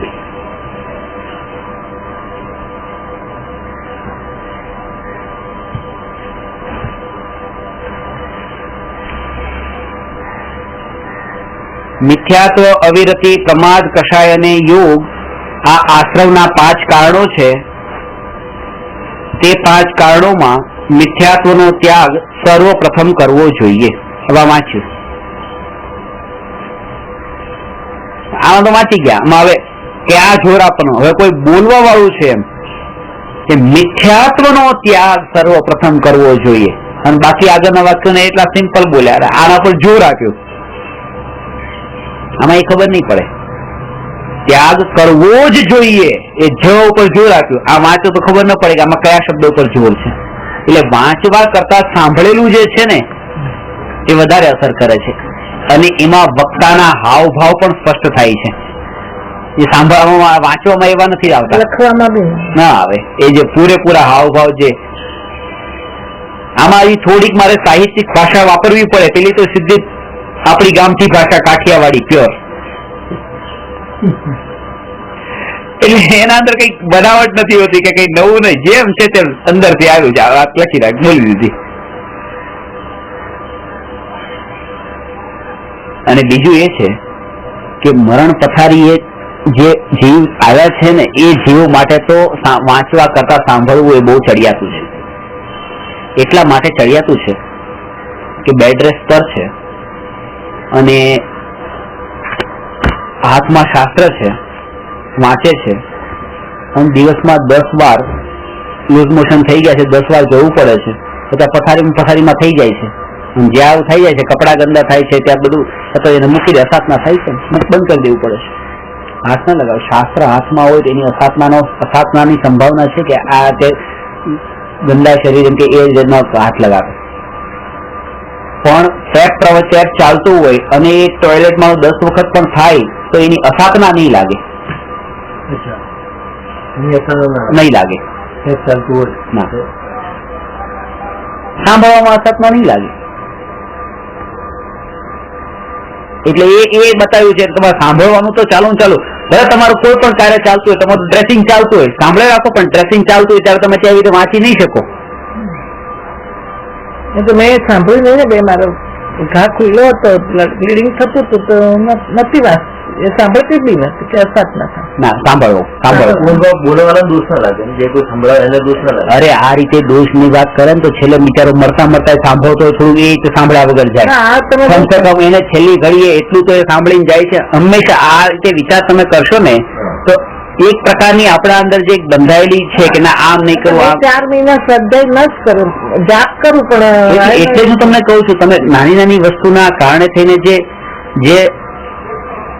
અટકી જાઓ છો કે ના આના કારણે એ નહીં કરો, કારણ કે એ બધું ભૂલી જાઓ.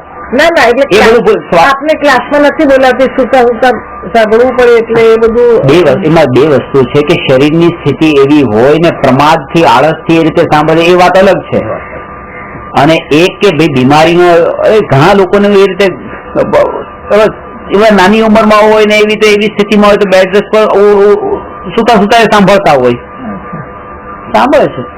કારણ કે અત્યારે એમાં એની સુખ બુદ્ધિ નથી ને, પાછી એ પોતે રાજાશાહીની લાઈફ પોતે લક્ઝરિયસ તરીકે નથી કરવા માંગતો. સુતા પ્રમાદ હશે, સાંભળશો તો આપણું એટેન્શન રસોડામાં છે ને, રસોડામાં ટેપ ચાલુ રાખો, ચાલુ રાખો બસ. એક શબ્દ એ કાનમાં પડી ગયો ને ત્યારે કઈ વસ્તુ પડી ગઈ ખબર નહીં પડે, કોઈ વિચાર નહીં કરે. હવે તો આ પણ બહુ સારું, આ મેં ક્લિયર કર્યું, બહુ સારું. અહીંયા સાંભળવાને પણ મહત્વ આપ્યું છે કે વાંચવું અને સાંભળવું. પછી એ કહે છે કે ભગવાન મહાવીરના નિર્વાણ બાદ આજ સુધી અનેક શાસ્ત્રો રચાયા, પણ તે શાસ્ત્રને લિખિત જ્ઞાન ન કહેતા શ્રુત જ્ઞાન કહ્યું છે. તેથી શ્રુત પંચમી પણ મનાવવામાં આવે છે. બીજો પૃચ્છના નામનો સ્વાધ્યાય છે.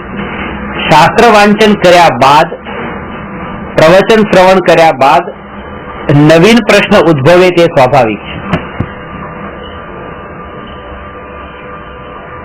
જે પ્રશ્નનો ઉત્તર જે વાંચ્યું એમાંથી પ્રશ્ન થયો અને પછી ગુરુએ એનો જવાબ આપ્યો. ગુરુએ જવાબ આપ્યો અને ગુરુનો જવાબ એને મળ્યો અને સંતુષ્ટ થઈ ગયો. પ્રશ્ન ન થયો તો હવે આગળ ન વધી શકે. પ્રશ્ન થવો જ જોઈએ, અંદરથી પ્રશ્ન થવો જ જોઈએ. ક્યાં સુધી? જ્યાં સુધી પામે નહીં ત્યાં સુધી.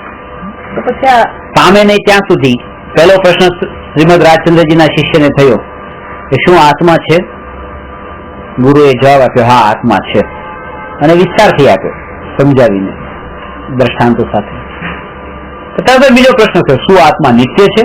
એમ નહીં કે પેલા પ્રશ્નનો જવાબ મળ્યો તો બંધ.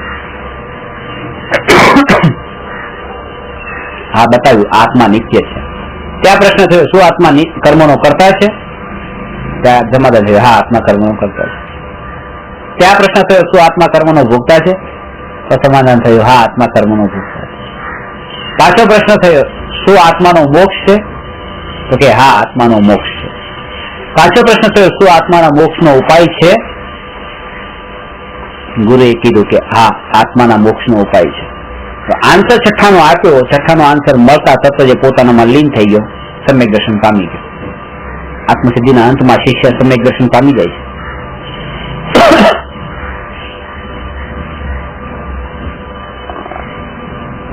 આવે છે જે ઉપદેશથી પામ્યો અપૂર્વ જ્ઞાન, એ અપૂર્વ જ્ઞાન પ્રાપ્ત થયું, પામ્યો. જ્યાં સુધી પ્રાપ્તિ ન થાય ત્યાં સુધી એને શંકા તો થાય. સમજો નથી થતી તો એ સમજો અને ઈચ્છા જ નથી, મતલબ એને સમજવાની સમજો તો એટલી જ ઈચ્છા ન થાય.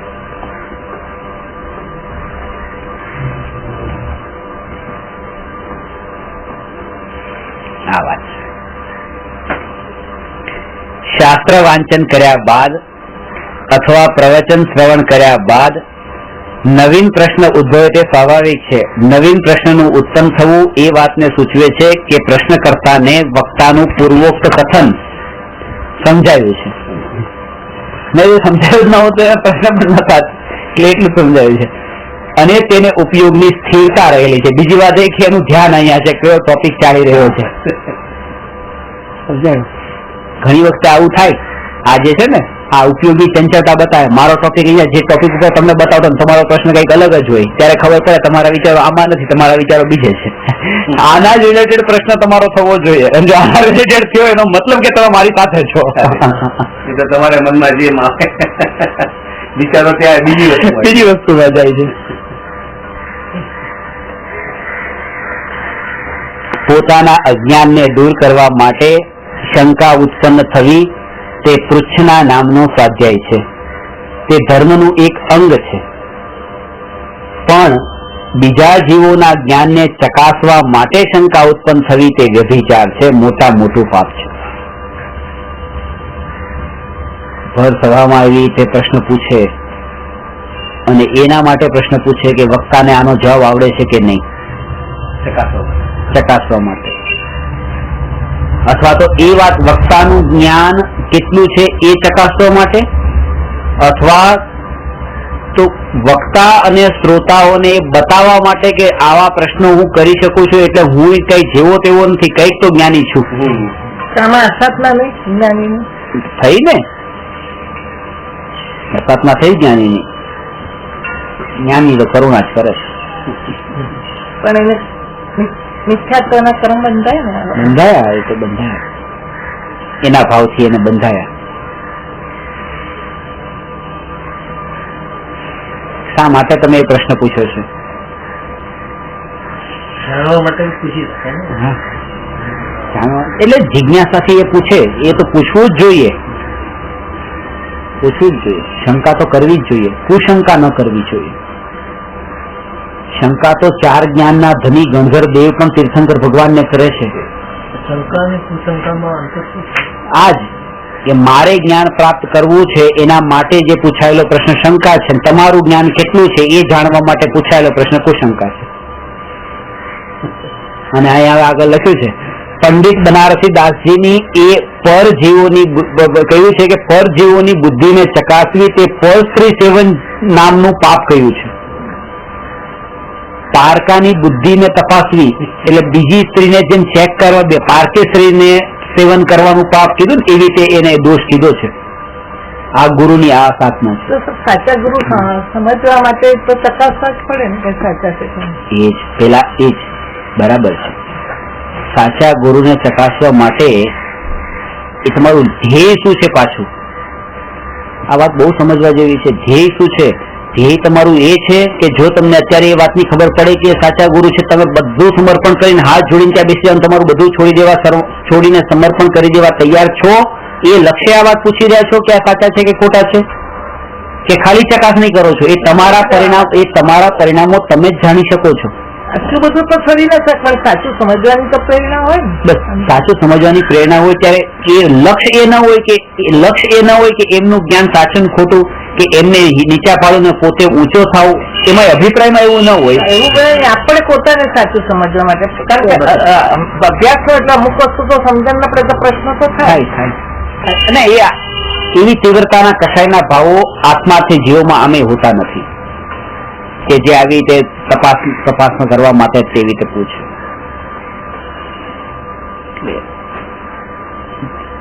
જેને ખરેખર પામવું પેલા તો પોતાની જાતને તપાસે. સામે ગુરુ શાસ્ત્રમાં સમ્યક દ્રષ્ટિના 8 અંગ બતાવ્યા છે. એ 8 અંગ કેમ બતાવ્યા? જયારે હું તમને મળું ત્યારે મારે ચેક કરવું જોઈએ કે મારે તમે નિશંકિત નિકાંક્ષિતામાંથી તમારામાં કેટલા પ્રત્યા છે, તમે ગુરુ છો કે નહીં, તમે આત્મજ્ઞાની છો કે નહીં. એમ નહીં એ 8 ગુણ મારામાં બતાવવાના, મારામાં ચેક કરવાના છે કે હું જ્ઞાન દશા પ્રગટ થઈ એનાથી કેટલો દૂર છું.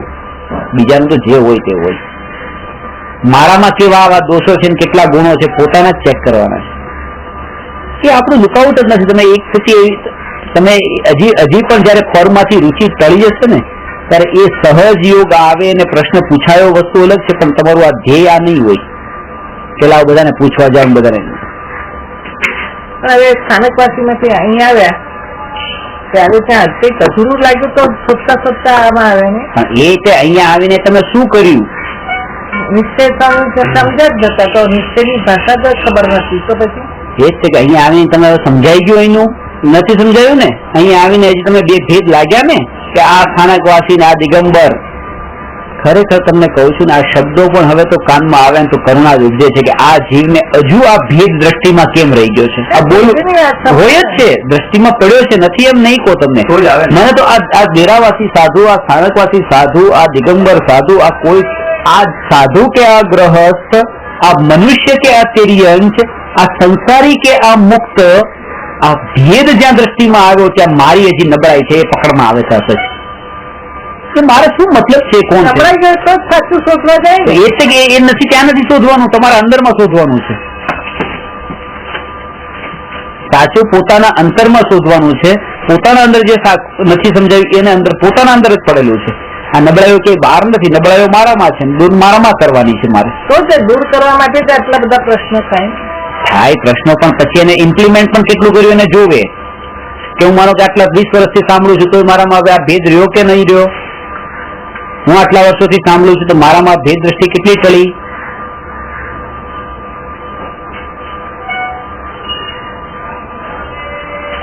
એ વસ્તુ છે ચેક કરવું. તો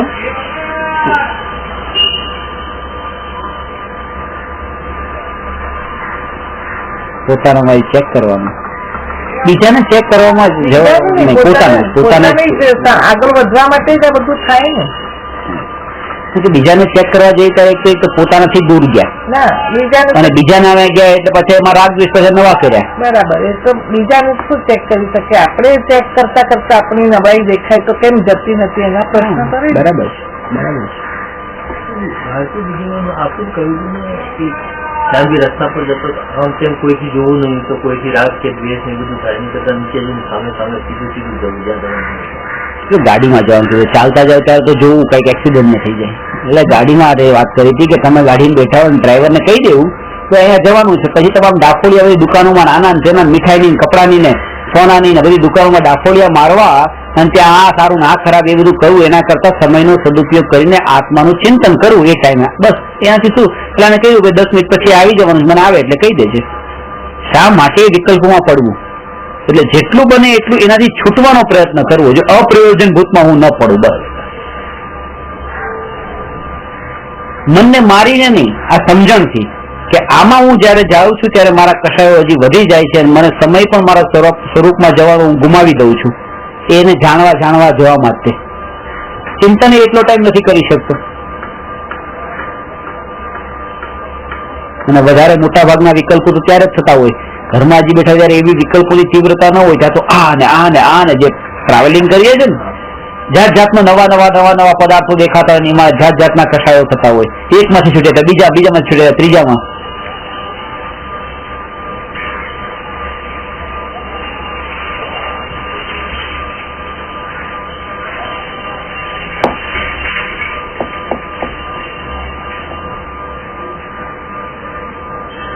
ચાલીને જતા હોય તો જોઈને ચાલવું, નીચે જોઈને ચાલવું, સામે જોઈને ચાલવું, નીચે જોઈને ચાલવું જેથી કરીને કોઈ બીજો ન મરી જાય જીવ, સામે જોઈને ચાલવું જેથી કરીને પોતે ન મરી જઈએ એક્સિડન્ટમાં. ત્યાં બે વસ્તુની જરૂર છે. કોઈથી વાતચીત નહીં કરવી, કોઈને બોલે ઉભું નહીં રહેવું, અપ્રયોજનભૂત. આ એક જ શબ્દમાં એને કીધું અનનેસેસરી. કારણ કે એ સમયે એવા કષાયો આપણને ખબર નથી પડતા કે એનાથી આપણું અહિત પણ નથી જણાતું, પણ એના પરિણામે પછી વર્ષે 2 વર્ષે 5 વર્ષે એ કષાયો એટલા દ્રઢ થઈ ગયા હોય કે પછી એના કારણે કઈક ને કઈક એનું પરિણામ દુઃખદ જ હોય. રાગની તીવ્રતા હોય કે દ્વેષની તીવ્રતા બંધાતી જાય અંદર.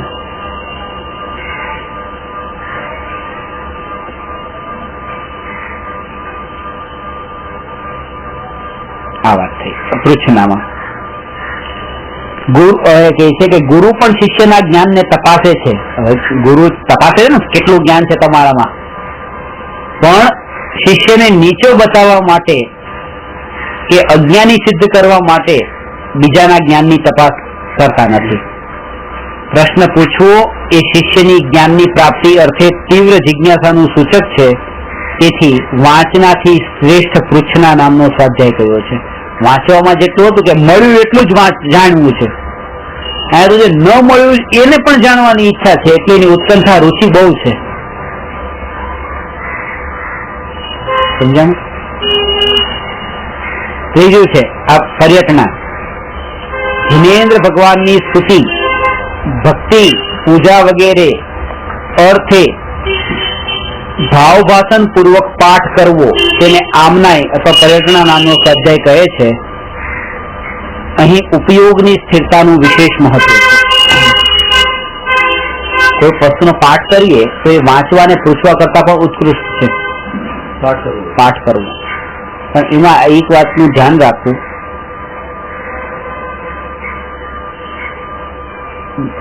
પરિણામની મુખ્યતા છે, પરિણામની મુખ્યતા. અને એટલા માટે આપણે જે ભાષા નથી સમજાતી એ ભાષામાં જયારે કોઈ પાઠ કરીએ છીએ એનો કોઈ ભાવ ભાષણ થતું નથી, અને એના કારણે ખાલી એક્શન ક્રિયા રહી જાય છે. પણ આપણા અંદર એવો આગ્રહ બેસી ગયો હોય કે ના આ તો મૂળ છે, તો આ તો હું બોલું જ તે, આ જ બોલવું છે એવો અંદર. જેમ કે ભક્તામળ સ્તોત્ર છે સંસ્કૃતમાં, તો સંસ્કૃતમાં એનો કોઈ અર્થ નથી સમજાતો કે અહીંયા શું કીધું છે, આનો અર્થ શું થાય. પહેલા શ્લોક નો અર્થ પૂછ્યો, ભક્તામળના પહેલા પદમાં શું ભક્તામર પ્રણત મૌલી મણિ પ્રભાળ, આનું મિનિંગ શું નથી ખબર. હા, મૂળ સંસ્કૃત છે, બસ આ તો બોલવું છે. પદ્મનિંદી આલોચના કરીએ છીએ ને, અને આવી રીતે બોલવા માત્રથી એને ભાવ નહીં ગ્રહણ કરે તો લાભ નથી. એનો અર્થ એટલે કીધું કે ગુજરાતીમાં પણ નૌકાર મંત્ર, અરિહંતોને નમસ્કાર, સિદ્ધોને નમસ્કાર. તો જો તમે ગુજરાતીમાં બોલી શકો, તમને ભાવ પકડો, ગુજરાતીમાં બોલો. કોઈ આગ્રહ નથી કે તમે નમો અરહંતાણમ બોલો. આ તો પેલાના ટાઈમે રોજનું બોલવા માટે સંસ્કૃત હતું એટલે એ બોલાતું હતું. એવું થોડું છે કે માનતુંગાચાર્ય ગુજરાતી ભાષા હિન્દી ભાષા વાળા સંસ્કૃતમાં એમણે લખ્યું, તો રોજ લોકોમાં સંસ્કૃત બોલાતું હતું. જે ભાષા ચાલતી હતી એ ભાષામાં લખી નાખ્યું. કુલકુંડાચાર્યના ટાઈમે પ્રાકૃત ચાલતું હતું, પ્રાકૃતમાં લખી દીધું. હવે એ ભાષા અત્યારે નથી ચાલતી, એ ભાષામાં આપણને ભાવે નથી આવતા, એનું ગુજરાતી કરીને એને વાંચ્યું. જે વસ્તુ પાઠ એવો કરો કે કારણ કે જે પ્રતિક્રમણ કરતી વખતે પણ જે આપણે બધા સૂત્રોનું બધું બોલતા હોઈએ છીએ, અને એટલું ફાસ્ટ બોલે તો સંસ્કૃત હોય, એમાં પ્રાકૃત હોય, એમાં એટલું બધું ફાસ્ટ બોલવાનું ચાલતું હોય, બધું ઉપરથી જતું હોય. એનો ભાવ શું છે કઈ, અને જેટલું બસ જલ્દી પતાવી દે, અડધો કલાકમાં જે પ્રતિક્રમણ કરે બધા પૂરું થયું. એ નહીં.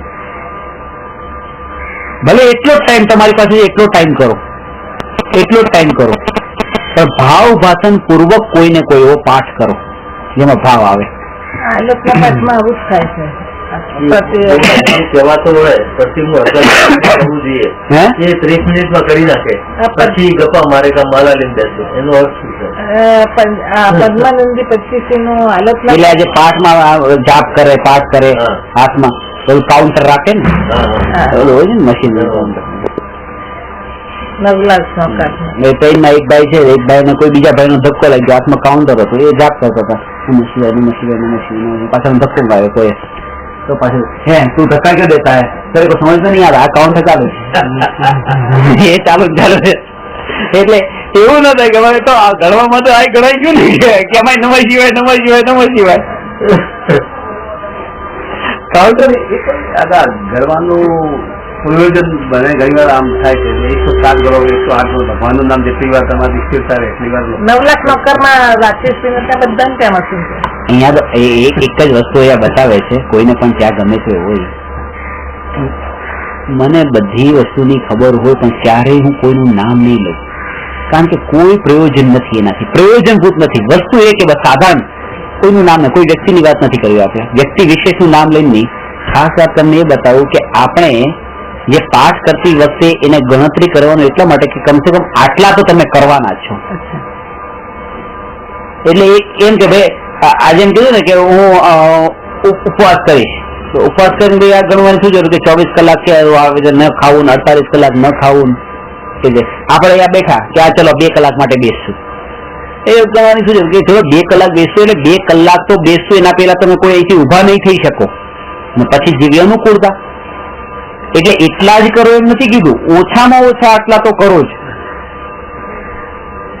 એકાદ વધારે કરી નાખ્યો તો કઈ હિત નહીં થઈ જાય, અસાધના નહીં થઈ જાય એની. નવકારી 108 ગણવા 109 કરી નાખીએ. જયારે એ લોકો શ્વાસોશ્વાસના પ્રમાણમાં જ કહેવાનો મતલબ કે એની પૂર્તિ થવી જોઈએ, પછી વધારે ગણાઈ જાય તો એ દોષ લાગે છે, ઓછા ગણાય. અરે બધાના શ્વાસોશ્વાસ એક સરખા નથી હોતા, એટલા માટે આ શરીર જે બધા પંચમ કાળના જે શરીર છે, તમારા શ્વાસોશ્વાસ એટલા ફાસ્ટ હોય, શ્વાસની બીમારી વાળો નવકાર મંત્ર મને થોડો મને વધારે ગણી ગયો અથવા એને ઓછા ગણ્યા તો શું એને દોષ વાળું થઈ ગયું? મુખ્યતા એની ભાવો ઉપર પ્રાયોરિટી છે, કારણ કે એ તો શરીરની સ્થિતિ અનુસાર કોઈને ઓછું વધારે, એટલે મેં તમને ગઈકાલે કહ્યું કે કોઈ ઉપવાસ ન કરે તો એને મોક્ષ ન મળે. બાહુબલી તો એ 12 મહિના સુધી ઉપવાસ જ હતો ખડગાસનમાં સ્થિરતામાં, અને તો એ કેવળ જ્ઞાન નતું થયું. ભરત ચક્રવર્તી 48 મિનિટમાં અંતર્મુહૂર્તમાં કેવળ જ્ઞાન થઈ ગયું. વસ્તુ જેમાં શરીર વચ્ચે આવ્યું છે, શરીર જેમાં વચ્ચે આવ્યું છે તો એના અંદર આ બધા ભેદો ઉભા થાય છે. જોર આત્મા ઉપર આપો, કારણ કે મુખ્યતા ભાવો ઉપરની છે. કૂતરા છે, કૂતરાને નવો કાર મંત્ર સંભળાવ્યો, કૂતરાને સ્વર્ગ થયું.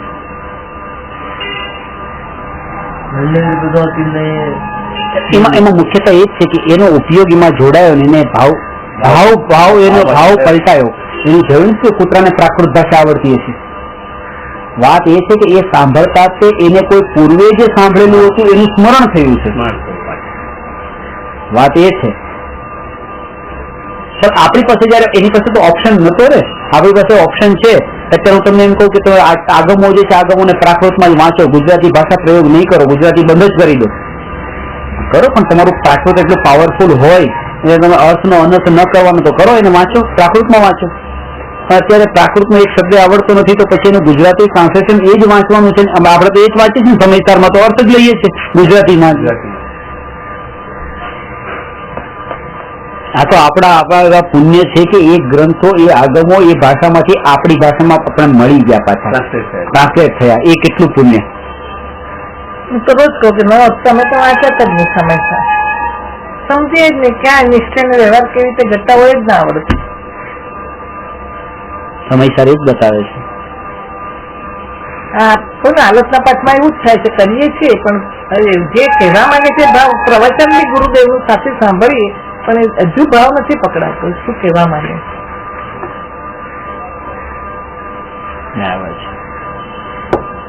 મારે રોજ આ પ્રશ્ન રહે, દર સમય છેલ્લા દિવસે સાંભળીએ એ ભાવ આવતો હોય તો તમે એ ભાષામાં બોલો, પાઠ કરો. અનુપ્રેક્ષા એટલે ચિંતન કરવું, અને આ ચિંતન સ્વાધ્યાય વાંચવાનું, પૂછવાનું અને પાઠ કરવાનું એ તો લિમિટેડ ટાઈમ થઈ શકે. આ ચિંતન નિરંતર થઈ શકશે. તમે પથારીમાં આડા પડ્યા છો તમે ચિંતન કરી શકો, આ શરીરથી જુદો છું, હું શરીરથી જુદો છું, હું આત્મા છું, હું જાણનાર દેખનાર છું, આ જગતનો કરતા હું નથી, કર્મના ઉદય અનુસાર આ જે સંયોગો મળ્યા છે પણ આ મારા થઈ ગયા નથી. આવું ચિંતન તો ત્યારે પણ કરી શકાય છે. કર્મનો કરતા તો છું,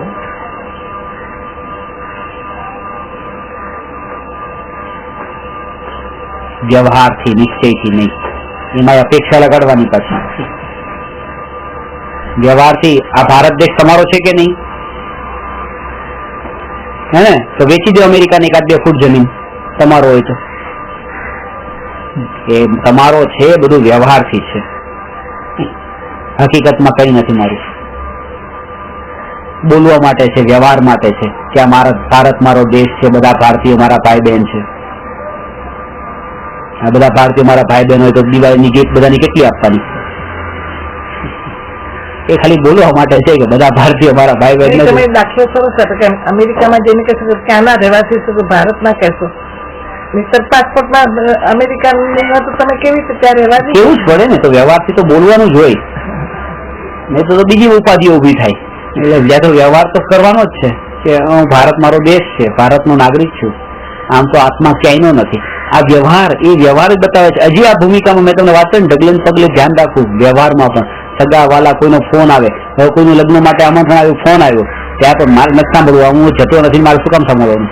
હજી મારી પાસે ફોન રાખું છું ને તો આવા ફોન આવશે તો મારે લેવા પણ પડશે, વાતે હસીને કરવી પડશે અને વ્યવહારથી એવી જ રીતે પ્રેમથી વર્તન કરવું પડશે, કારણ કે હજી મારી એવી દશા તો આવી નથી કે હું મનમાં રહું અને અહીંયા રહેવું જ પડે છે. તો પછી અહીંયા આ જેટલું બને એટલું પ્રેમથી પતાવી દઉં એટલું સારું.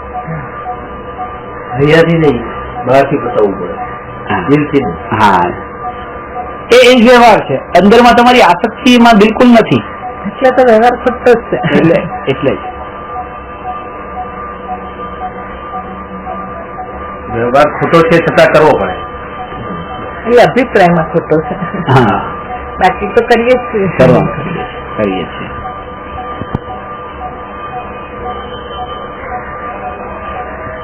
અપેક્ષા કીધી છે ને, વ્યવહાર નહીં, નિશ્ચય નહીં. એ વ્યવહાર નહીં પણ શ્રુત જ્ઞાનનો અંશ છે અને શ્રુત જ્ઞાન તો સમ્યક જ્ઞાન છે.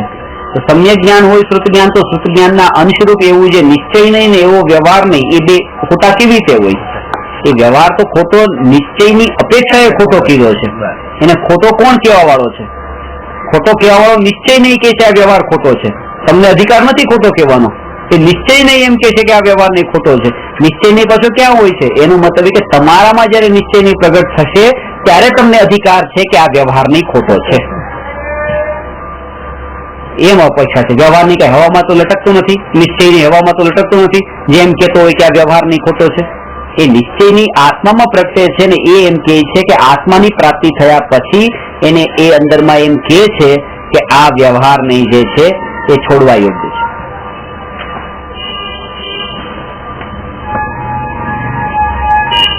અત્યારે તો આ જ વ્યવહારથી તો અહીંયા સુધી પહોંચ્યા છે. આ ગુરુનો વિનય કરો છો, જેટલો તમે ગુરુનો વિનય કરો, જેટલો વિનય કરો એટલો ગુરુને એમ ભાવ આવે કે ચલો આ શિષ્યને વધારે જ્ઞાન આપું. તમે થોડું હજી વિનય કરો એમ લાગે લાવ હજી મારી પાસે ટાઈમ થઈ ગયો, લાવ હજી 10 મિનિટ હું વધારે ભણાવી દઉં. આટલા વિનય વાળા શિષ્ય છે એમ. તો એ એટલે તો કીધું કે ગુરુના જ્ઞાનની તિજોરીને ખોલવાની ચાવી એ વિનય છે. વિનય ધર્મનું મૂળ છે. તો એ વ્યવહાર છે. અને અંતરમાં તો પૂરી પ્રતીતિ હોય, અમારી ઉપાદાનની યોગ્યતાથી જ જ્ઞાન મળે છે, તમે તો નિમિત્ત માત્ર છો. હવે એ બધું બોલવાનું નહીં, એ અભિપ્રાયમાં બધું હોય. અભિપ્રાયમાં હોય. 5મો સ્વાધ્યાય છે ધર્મોપદેશ. તત્વનું ચિંતન કર્યા બાદ તત્વ મંથનના ફળરૂપ, સારરૂપ, નવનીત રૂપ માખણ પ્રવચન જિજ્ઞાસુ જીવો સમક્ષ પ્રસ્તુત કરવું, તેને ધર્મોપદેશ નામનો સ્વાધ્યાય કહે છે. અહીં એ વાત યાદ રહે કે જિજ્ઞાસુ જીવોને ઉપદેશ આપવો એ જ યોગ્ય છે. જિજ્ઞાસુઓને ઉપદેશ આપવાનો આ વાત બહુ સમજવા જેવી છે. કેમ કે મને તો એવી ઈચ્છા છે કે બધાને આ વાત બતાવું, બધાને બતાવું, હાથ જોડીને કહું, પગે પડીને કહું, સાંભળો ને એક વાર કહું, 2 વાર કહું, પછી કે વધારે કહું તો આ ધર્મ તત્વનું અપમાન થઈ જાય. રસ્તામાં જતા હોય, ટ્રેનમાં બેઠા હોય, બસમાં બેઠા હોય, બાજુ અને આત્માની વાત કરવા માંડું, એ બરાબર નથી. એ એક વ્યવહાર છે પાછો. નહીં કહો રુચિવંતને કરવું. પાત્ર કોણ છે? પાત્ર એટલે કે જે જિજ્ઞાસુ તમારી પાસે તમને એમ કે મને આ સમજાવો ને, તો તમે સમજાવો. તમને પાસે એટલું પૂરું નોલેજ હોય તો. એમ નહીં કે ન હોય તો એ સમજાવવા માંડો. ઘણું એ કે ચલો પૂછ્યું છે તો મોકો મળ્યો છે ગુરુ થવાનો, બની જાવ ગુરુ, ચલો મોકો હાથમાં આવ્યો છે. તો તમને એ જ્ઞાન હોય અને આગમના આધારે આગમને સાક્ષી તો કહો, એને સમજાવો અને એ પણ બતાવો કે આજે હું કઉ છું એ આગમના આધારે કઉ છું, મને નથી મળ્યું આ વાત, હું અનુભવ્યો નથી આત્માને. કહો અહીં એ વાત યાદ રહે કે જિજ્ઞાસુ જીવોને ઉપદેશ આપવો એ જ યોગ્ય છે. સમજવું એ આત્માનો સ્વભાવ છે, સમજાવવું એ આત્માનો વિભાવ છે. ખરેખર તો એ છે કે અત્યારે હું સમજાવવાનું કામ કરું છું, તમે સમજવાનું કામ કરો છો, તો સમજવામાં પરાધીનતા નથી. સમજવું એ તો સ્વભાવ છે. કારણ કે હું સમજ્યા વગર દુઃખી થયો છું, સમજ્યા વગર દુઃખી નથી થયો. જે સ્વરૂપ સમજ્યા વિના પામ્યો દુઃખ અનંત, ત્યાં નથી કીધું જે સ્વરૂપ સમજ્યા વિના પામ્યો દુઃખ અનંત, હે ને?